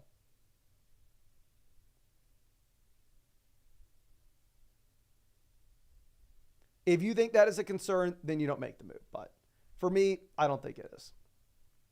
Let's go ahead. Let's refresh this and get some more questions up here. Hellboy Jordan, does the team load? We have to get this going for Dames first. Dames, Kamara to Tyreek, lateral move up to you. Tank Dell, Shakir to Josh Jacobs. Is Josh Jacobs by a mile. So 100% we are going to go ahead. We will take Tyreek Hill and Josh Jacobs here easily. Now, Hellboy Jordan, let's see. This loads. Hell yes, we are good to go. But, of course, as we get into this team for Jordan, if you wanted to ask a question on the site, if you wanted to get a team review, whatever you want, you can go over to flockfantasy.com with a link in the live chat that says ask a question here. It looks like we have 11 questions in the queue right now. So if you got your question in, you would be 12. If you had expert advice in the top right corner, there you should be able to send in a super message, a start sit question, a trade question, or get a team review. And obviously, if you were wanting a team review, I would recommend taking advantage of the offer over there on Underdog Fantasy. If you use promo code FLOCK on Underdog Fantasy with a link in the live chat that says a free team review, you're going to be getting a 50% deposit bonus up to $1,000. Plus, at the same time, you're going to be getting a free Matthew Stafford pick, more than less than half a total yard for the game on Thursday. And you will be getting a free team review in the live stream that we're doing every single night. So make sure you are taking advantage of that. You can find the link in the live chats. Just make sure you set up an account on flockfantasy.com. It's the same email address as your Underdog account. That way we can go through and credit you with a free team review voucher. But let's move this over to Hellboy Jordan. Says, I was in the league analysis of my team review weeks ago. Made some good trade moves, especially at running back. Shulgins want to get rid of Adams or Wilson after the Jets trade. I want to get Adams, but I'm open to your suggestions. Thanks as always, buddy. Good luck this week. Staying above 500. Staying above 500. Much love. Really do appreciate you. And I'm going to go through. I'm going to hook you up with a trade question and a free start sit question as well. Of course, if you have anything additional you want to send my way about this team. So going through and looking at this is, dude, where's my touchdown? We were last in the league analyzer, you were saying a couple weeks back, where we are up to 5th at this point. And this is a league where it looks like you actually don't have a record, and instead it's just going to be total points. We are back 203 points on first place at this point. But anyway, here, quarterback, we are currently rolling with Stroud and Jameis. I guess we got to update our rankings and include Jameis Winston. Now, to be honest with you, this Browns team is one in which I don't think that they're going to allow Jameis to go out there and sling it and average over 300 passing yards per game. Also, to be honest, if Jameis had a bunch left, if Jameis looked great, I would probably think that they would have gone with Jameis over Deshaun at some point. Especially they put Jameis as the third quarterback for last week. They demoted Jameis. I don't know how good we can realistically expect Jameis Winston to be. Like for me, I would rather have Drake May over Jameis Winston. I would make that pivot. It's a league in which we only start 2 wide receivers and 1 flex, so the wide receiver depth's not going to be a super big deal. Here, running back, we're rolling with Kyren Williams and McCaffrey. So 2 RB1s in the long term, assuming that McCaffrey does come back in. We have DeAndre Swift, Tony Pollard as viable depth pieces in the short term. So you just have so much running back depth that the clear play to make is we are going to go through and we are going to be looking to sell a depth running back in either Swift's or Pollard and going and getting an upgrade there at wide receiver. I mean, this is the easiest move possible. Now, I do want to also point out that it's a situation in which we have Jordan Mason to fill in for McCaffrey in the short term. We have Jonathan Brooks possibly coming back in the long term as well. So I think you could afford to sell multiple running backs here. Like, let's go through and let's see if we can find a couple teams that really need help at RB. This team, their running back 2 is Alexander Madison. Like, if you're able to potentially go through and sell them Tony Pollard and Tank Dell to get 2 Stephon Diggs, no-brainer move for us. I mean, going over to this team currently is sitting with Najee Harris and Travis Etienne as their top 2 backs. If you could send, say, honestly, I would want to go out to their quarterback and tight end here. If you could send Tony Pollard as well as CJ Stroud and go get 2 Josh Allen, no-brainer. If you could send DeAndre Swift and David Njoku and potentially go get 2 Brock Bowers, I think that is something you could consider. Especially with this being a 2 wide receiver, 1 flex format, so the depth's not going to matter much, and getting the elite onesies will make a relatively big difference. I actually really would like making a move like that. Because going over to receiver, I mean, here I would be excited to have Harrison as my wide receiver 2. I don't know if we'd be super excited to have Harrison as my wide receiver 1. Same thing. Devonta Smith, I'm okay at wide receiver 2. Tank Dell, I'm okay at wide receiver 3, but I definitely think we can upgrade. The main thing is you just have so much running back depth that I think going out there and selling Swift, selling Pollard, that's going to be the play. If you wanted to sell Pollard, you would need to do so this week, knowing that it is a very tough matchup going up against the Lions. Plus, at the same time, you could possibly get Tajay Spears back in soon, where if one of those things does happen, then at that point, the value is going to come down kind of dramatically there for Pollard in this offense. So I would look to make that trade soon if we can. And then also potentially pivot from Jameis to Drake May. I'm going and looking at running back, wide receiver options off waivers. I don't think that there are many, so we're probably chilling as is there. But thank you again. I really hope I was able to help you out in some way with this. I really do appreciate you. And like I said, I hooked you up with that free trade question and that free start sit question as well. So if you have any additional questions, you can send them my way. But going into this for Twisted T. Says, hey, Mason, love the Flock League. Thank you, my guy. I'm currently 7-0 and the team of destiny in my league. Love it. Any trade ideas to help propel my team to the promised land? People aren't trading very much in my league. Trying to get some trades going. Thanks, man, and good luck this year. Hashtag Team of Destiny. Hashtag Team of Destiny. Now, maybe your 7-0 Team of Destiny is a little bit more legitimate than my 4-3 one, but nonetheless, really do appreciate you. Thank you so much for taking advantage of that Underdog promo as well. The number one team in the league analyzer, Malik My Huevos. And I will say also that this is a good team name, all right? A lot of team names I'm seeing are a little cheesy here. I have not seen this one yet. It is a league in which we do start up to 4 wide receivers weekly. So the wide receiver depth does matter here in this format. It's not as simple as just going through and selling whatever depth wide receiver you can to get an upgrade inside the starting lineup. You actually do have to have a well thought out approach here. We had Baker Mayfield absolutely cruising for us. And then obviously Baker losing, Godwin losing Evans. At this point, I think you lower expectations dramatically for Baker Mayfield, where I don't think Baker Mayfield is much better than a streaming quarterback. Looking at QBs, if you wanted to pivot over to Tua, I think that's 100% a play that you could look to make. I'm not going to tell anybody that they need to move from Baker to Tua, but it's definitely something that I would consider, and we could wait to possibly just see what we have in terms of the injury update with Mike Evans and how much time he'll be missing. But going over to what we have with running back, we are currently looking at Mixon, RB1 rest of season. Achane, RB1 rest of season. Brian Robinson, Dobbins, both phenomenal depth pieces as well. Now, with that being said, obviously, we have so much running back depth here that you don't particularly need to go through and roster a bunch of short-term assets. Specifically, we don't need to maybe have somebody like,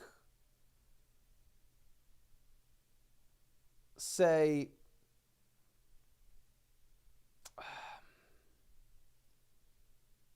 Chuba Hubbard here. Like, I think in my mind, the very clear move with this team is if we can attack somebody that needs help either at quarterback or needs help at running back. And if we can send them an option like Jordan Love, if we can send them an option like Dalton Kincaid paired up with Chuba Hubbard and go get an elite onesie position, I think it would make so much sense not only for our team, but potentially a team that needs help at RB. Like going through and looking at some of these teams at the bottom, this team, their running back one is Zach Charbonnet. If we can send them a freaking Chuba Hubbard and Baker Mayfield and go get 2 Jaden Daniels, it's a no-brainer. If you can send them, their RB1 is Zach Charbonnet. If we can send them Chuba Hubbard and Dalton Kincaid to go get 2 George Kittle, that would be a no-brainer for us where Chuba Hubbard's our RB5, and you have to be concerned about what you have specifically with, I don't know, Jonathan Brooks coming in. I think I would love to make that pivot. This team here has David Montgomery RB1, but then after that, Rachaad White, Moss, they lost Pacheco. If you can maybe send Chuba Hubbard and a wide receiver to get to A.J. Brown, that's not going to be possible. We have Olave and Ladd. We're not going to be able to get there. Maybe Chuba Hubbard and like Ladd McConkey and see if we can get to DK Metcalf. Especially this team's 3-4. They need points right now. Metcalf injured. I think that could be a very interesting pivot. This team's 0-7. They have the McCaffrey injury. Hell, if we can send them Chuba Hubbard and another one of our depth running backs like J.K. Dobbins, give them some points right this second and get back in McCaffrey, where you are the team of destiny. You're 7-0. We are set up for the playoffs. I think that'd be a move that I'd look to make as well. But yeah, definitely going to be looking to make some of those trades regarding Chuba. I'm going over to wide receiver. I think you could drop Dontavian Wicks for Jalen McMillan. At least that's what I would do. I would also drop Juju Smith-Schuster for your call between DeAndre Hopkins or Keon Coleman. Or if you couldn't get the upgrade to the elite tight end, you could also drop Wicks for McMillan and drop Juju Smith-Schuster for Cade Otton. I think those are the other waiver wire moves that I'd be looking at. But I think that's all I have for you. Again, thank you so much for being a member of the flock. Congrats on being 7-0. I'm rooting for the team of destiny. Of course, you got to be rooting for the team of destiny. But much love. Really do appreciate you and really hope we get to see you out in a live stream sometime soon, my guy. Now, going over to our next question. It's going to be coming out from Big Niche. So, say, man, been watching the past 2 seasons and wondering if we should sell anyone. Really appreciate you. I'm looking at this quarterback. We're going to go Kyler over Mahomes. Nobody's going to buy Mahomes. The running back, we're going to go Brees and Gibbs. Wide receiver, we're going to be starting Tyreek as well as probably Jaden Reed or Amari Cooper. The flex, we're going to go ahead. We're going to be playing Brian Robinson. We have McBride at tight ends. I mean, hell, we have plenty of wide receiver depth where if you wanted to go through and sell a wide receiver in a 2-for-1 deal to go get an upgrade elsewhere, we can. Actually, I'm sorry, we go Garrett Wilson. I didn't see that we had Wilson there. Yeah, but you have just an insane amount of wide receiver depth. I would definitely look to sell a receiver and Kyler to see if we can get an elite quarterback if possible. Now, moving over to our next question. This is coming out from JC. So, say, Mason, I got Mason and Ferguson off the waiver wire. I traded them for CMC. Yeah, you made a phenomenal move. So, CMC was back at practice last week. Not practicing like in official capacity, but, I mean, we are starting to hear the rumblings that McCaffrey may be good to go here after the bye week. And if that is the case, Jordan Mason turns into an absolute zero. He turns into a pumpkin. Jake Ferguson's a mid-tight end 1, but, I mean, the value that you're going to have with Ferguson in comparison to what you're going to be looking at with somebody like McCaffrey is just not even comparable.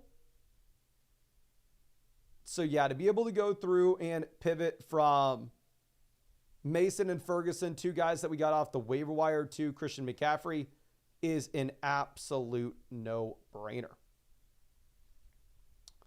Now, moving this over to our next question. This was coming out from Marshall White.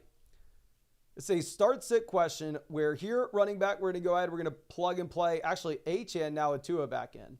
Wide receiver, we're going to go ahead and we're going to play Waddle with Tua back in as well as T. Higgins. The tight end position, we're going to be going with Evan Ingram over TJ Hawkinson. And then down in the flex, we're going to be going ahead and playing. Actually, we have freaking Drake London. Why wasn't London up here in the wide receiver slots? That's weird. But if we have London, we go London. If we don't have London, we go James Cook. But yeah, phenomenal team. Phenomenal team. I like last 3 start-sit questions we've had. Y'all are benching guys that I would never even think could possibly be on a bench. Going over to what we have at wide receiver for this team, this is coming out from Mr. Stay Inside. Tyreek Hill, Amon-Ra St. Brown, absolutely must-start option. St. Brown's wide receiver 1 this week. We're going to go with Evan Ingram over Kincaid. And then down on the bench, like you're having to ask me, are we benching Brian Thomas or Devon Achane? Assuming Tua's back, I'm going to go ahead. I'm going to play Achane. But obviously, the last thing I'd ever want to do is bench Thomas here. Now, Matt, this coming out says 2 and 5. Not sure I want to do this deal. Are there any other trade suggestions? Love the content, man. Really do appreciate you. I'm going from Mahomes to Kyler, clear upgrade. Najee to Montgomery, clear downgrade. Lamb to Harrison and Debo. Ah, dear God. This freaking sucks. This is a 2 wide receiver, 1 flex league.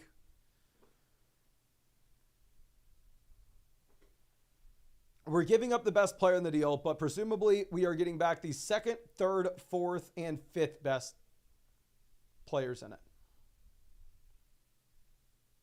So typically when you see somebody giving up the best player in the deal, they'll give up the best option and the worst option, and they'll get back the 2nd and 3rd best. It's like, oh, typically there I want the best option.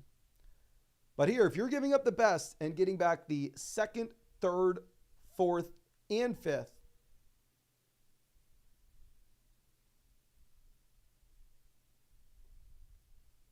I think we probably prefer the package of assets we get. Mahomes isn't anything more than a streaming quarterback at this point.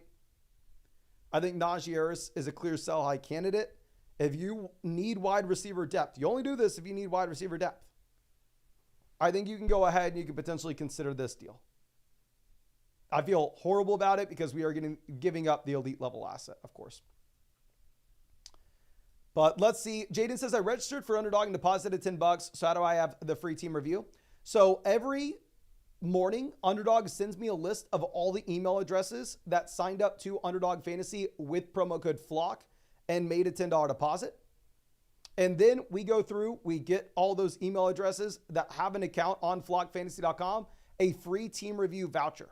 So if you just signed up right this second, you should be getting your free team review voucher tomorrow. Then at that point, what you do is you go over to flockfantasy.com. You hit the button in the top right corner that says expert advice. And you go for either a team review, trade question, start sit question, or a super message. If you wanted the free team review, obviously, if you signed up for Underdog, then you would go through the team review process. And then when you get to my name on the creator page, it should say $0. And you could submit one for $0, my friend. But definitely appreciate you and excited to check out your team. But Rich coming out with our next question. This one is a 4-for-4 deal. I hate these trades. I'd hate to move Kyron, but am I winning in this deal?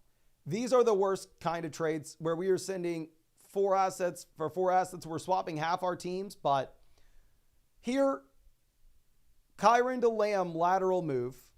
Bigsby to James Cook, massive upgrade. Flowers to London, massive upgrade. Christian Watson to Devonta Smith, massive upgrade. This is so easily the CD Lamb side. It's not even remotely close. 100% you win this. No idea why the other person would ever even do it. Cal says, got offered this. What are your thoughts? I think W since we got to keep Rachaad White. So Travis Etienne to J.K. Dobbins, clear upgrade. Kamara to Jacobs, clear downgrade. Bucky Irving to Chase Brown, clear upgrade. We get Zay Flowers free. Looking at this, am I super excited? Probably not. You are giving up the best asset in Alvin Kamara.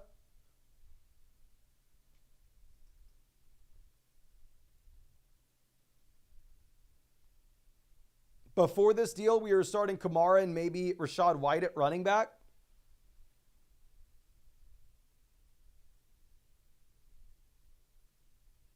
At wide receiver, we're going to be starting Waddle and Harrison. After this deal, we're starting Jacobs and Dobbins at running back. We're still starting Waddle and Harrison at receiver. Maybe we have Chase Brown for the flex.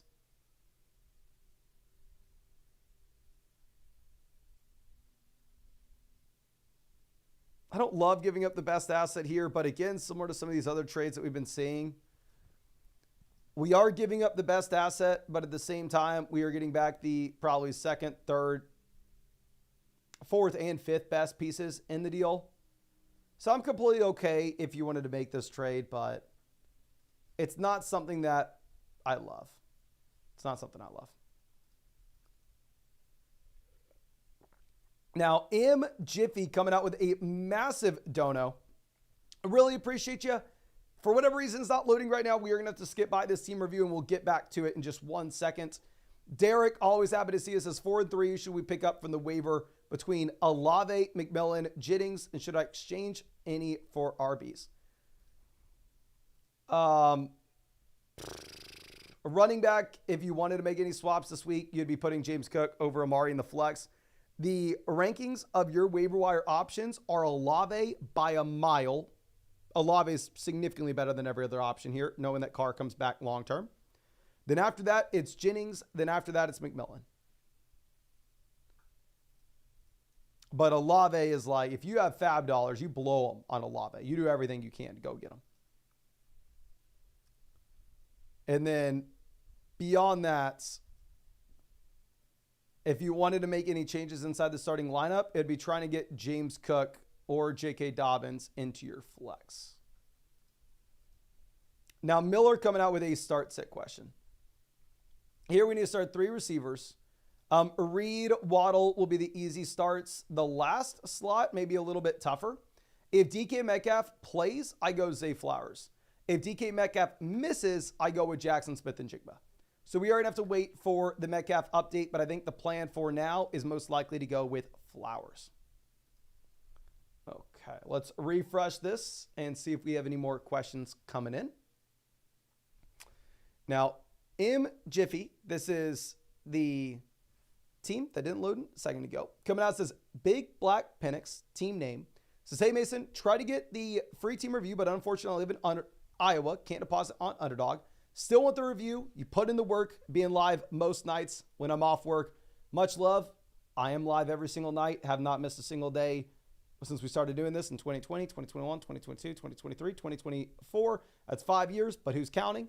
But have a good night. First year with no picks in 2026, 2 firsts in 2027, plus the rest of our picks that year as well. Really do appreciate you. Going to be super excited to check this out for you, my friend. Let me hook you up with a free trade question and a free start sit question as well. If you have any additional questions with this team, that way I can go through and try to help you out the best that I can. This is the 5th team in the league analyzer currently. You said we effectively don't really have many picks this year, but obviously we are looking at having the picks in 2027. So it's not like we're completely screwed for the long term. This is a 10-team super flex league. So here, with it being a 10-team super flex league, there are definite adjustments that we want to be making with QB value. So with it being a 10-team super flex league in comparison to a 12-team league, the depth quarterbacks aren't really going to be valuable. It's going to be very easy to come by the QBs like Aaron Rodgers, Daniel Jones, Matthew Stafford, the guys that you're not exactly super excited to start any given week. But at the same time, you can say, oh, okay, they're at least a starter. But you're just not going to be able to get any value for those guys, specifically in a 10-team format, where on average, everybody's going to be able to have 3 to 4 starting quarterbacks if you just do the math of a 10-team league and there are 32 starters to go around. So we want to be prioritizing the top-end quarterbacks while not overrating the bottom ends. Now, obviously, I also want to point out that this is a league where you only start a total of 9 guys. So realistically, you're ever only getting 4 wide receivers in your lineup at the very most. So we're not exactly looking at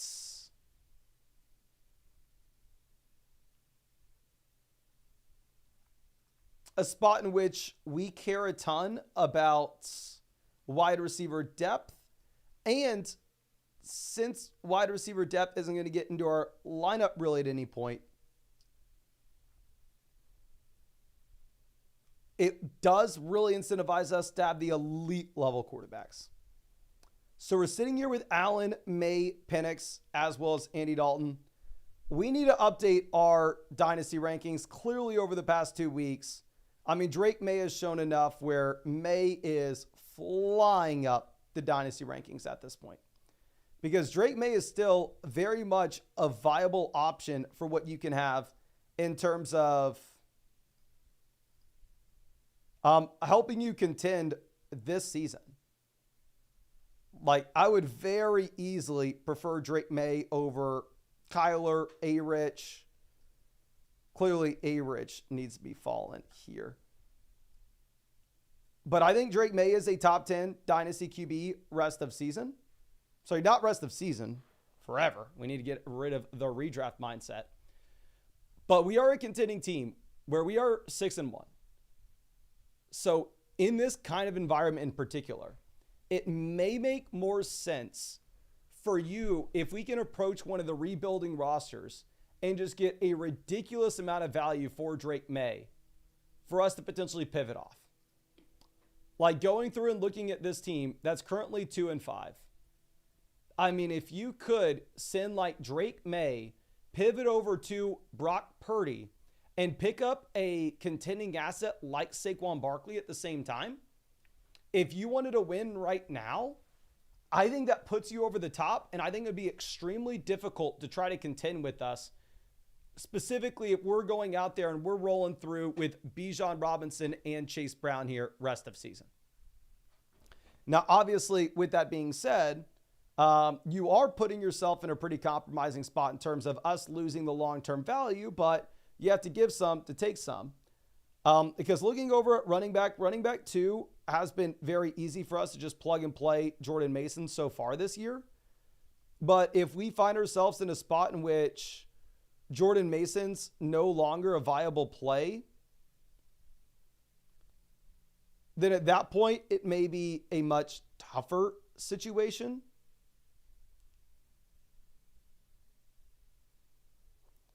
Going over to what we are looking at with wide receiver, we have Nico Collins, Puka Nacua, Brian Thomas, A.J. Brown, Zay Flowers. All these receivers are extremely strong options to contend with both this season as well as in the long term. So absolutely love what we have at receiver. Komet's going to be able to get the job done as well. So really the only thing that I think we could potentially be looking to do is address the running back position on a team that wants to look to contend this year. And I think while Drake May looks like a top 10 dynasty quarterback rest of season here, you could be in a spot where you can pivot over to another quarterback like Purdy that doesn't have as much long-term upside, but the short-term production will be similar. While at the same time, we can pick up an elite redraft piece while definitely sacrificing the long-term upside, get the ability to really contend this season. Obviously, with the caveat of we're only doing it if you want to contend. Whereas if you would rather plan for the long term, then at that point, definitely not something we need to focus in on because Drake May will have more long-term value, or Drake May is that top 10 option currently. But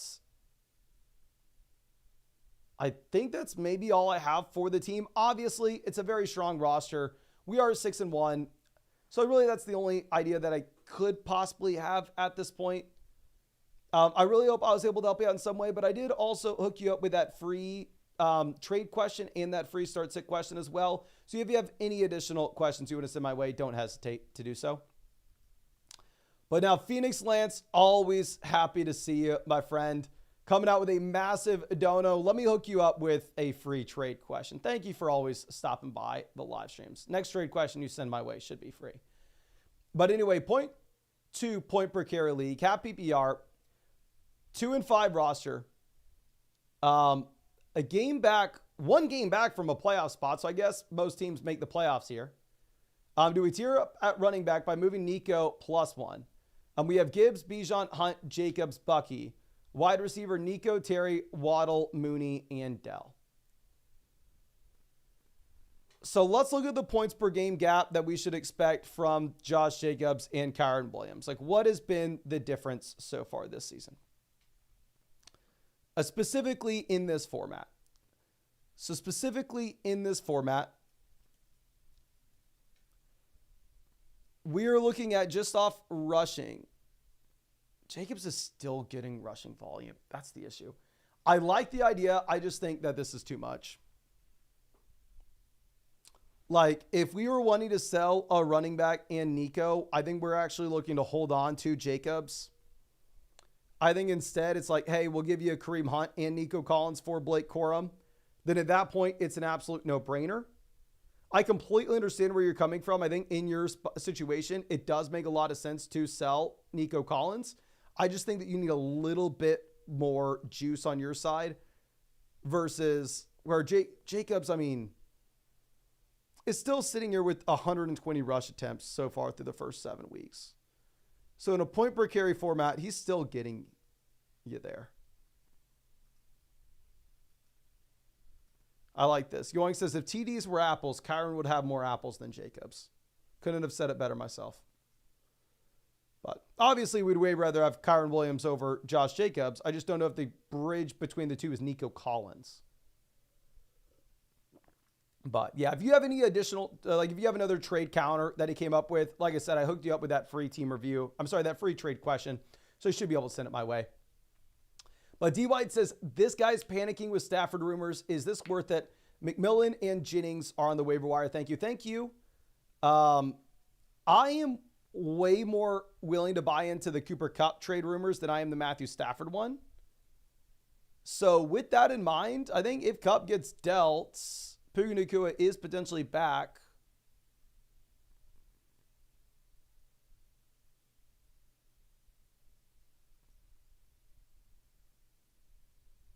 So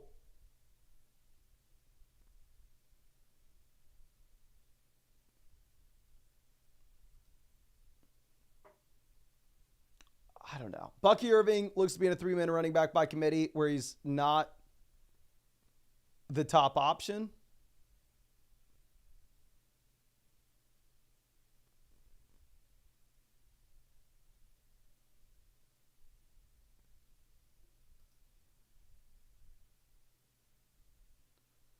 So I think I'm going to go ahead. I think I'm going to take Puka Nacua.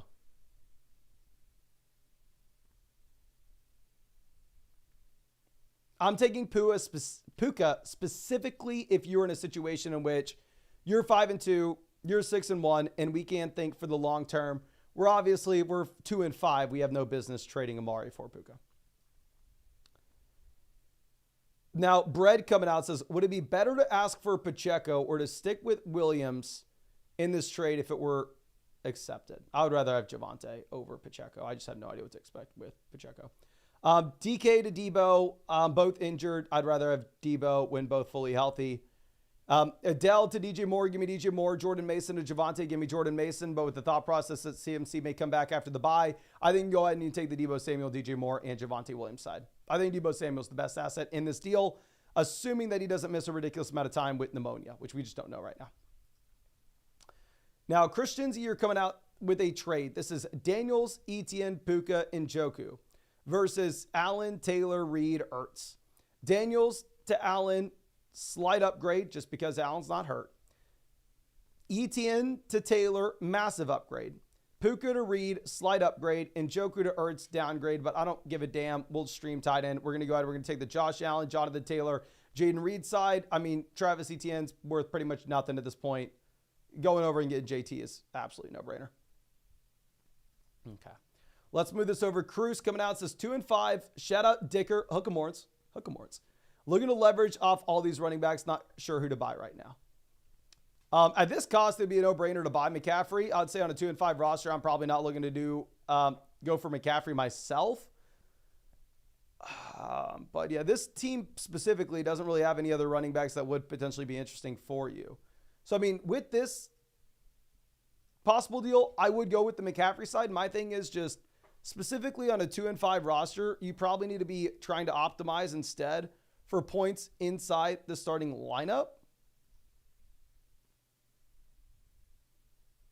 rather than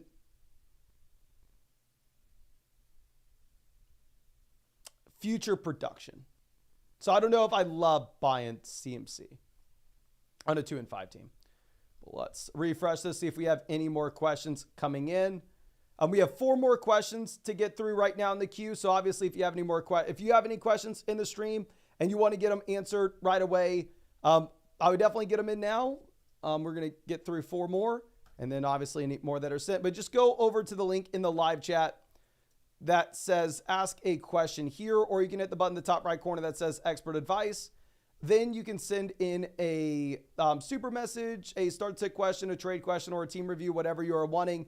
If you are wanting a team review, I would highly recommend taking advantage of the offer that we have with Underdog Fantasy, where if you go over to Underdog Fantasy and use promo code FLOCK, you're going to be getting a 50% deposit bonus up to $1,000. Plus, at the same time, you're going to be getting a free Matthew Stafford pick, less than half a total yard as well. And you're going to be getting a free team review in the live stream every single night. Owen says, is the team review supposed to come immediately?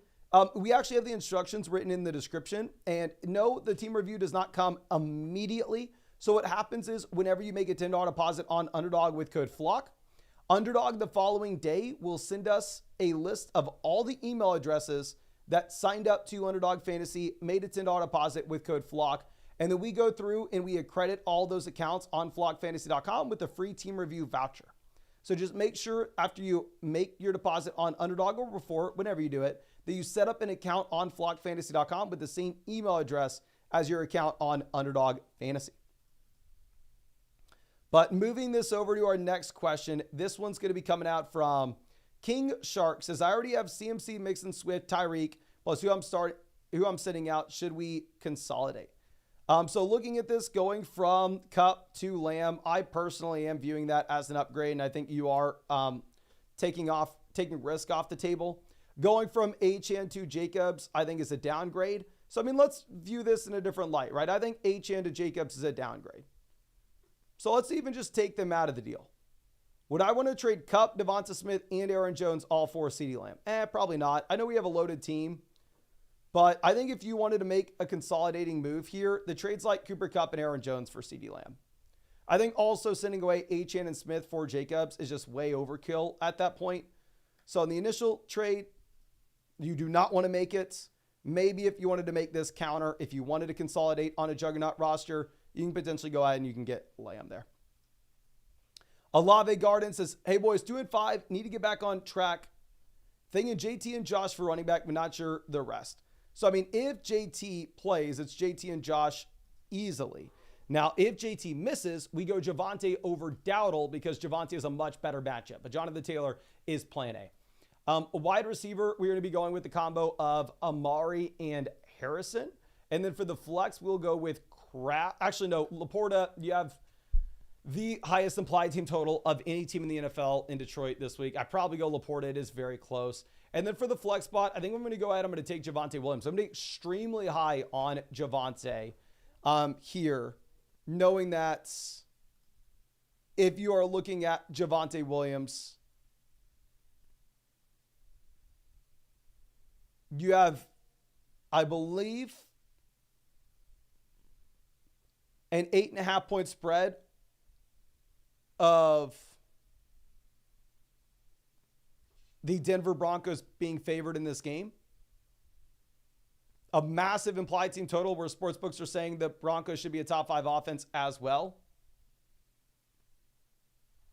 So I think you have to go through. I think you have to take Javonte. Now, going over to our next question coming out from Big Slick. So say Mason made this trade today and traded away Sean Tucker, but he's not even on the search. Oh, yeah. I'm sorry. I will try to fix that for you, my friend. Sean Tucker to Bucky Irving. Who cares? I'd rather have Bucky, but it's not a big deal.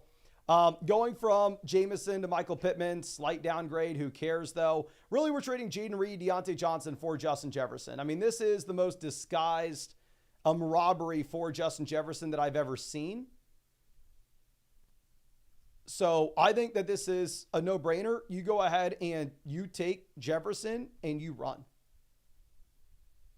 You take Jefferson and run, to be honest.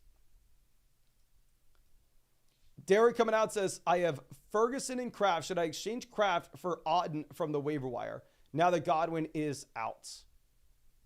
Yes, I would rather have Cade Auden the rest of season over Tucker Kraft. But yeah, because you have no Godwin, you have no Evans. It's still good quarterback play. So you should have a ton of passing volume. Okay.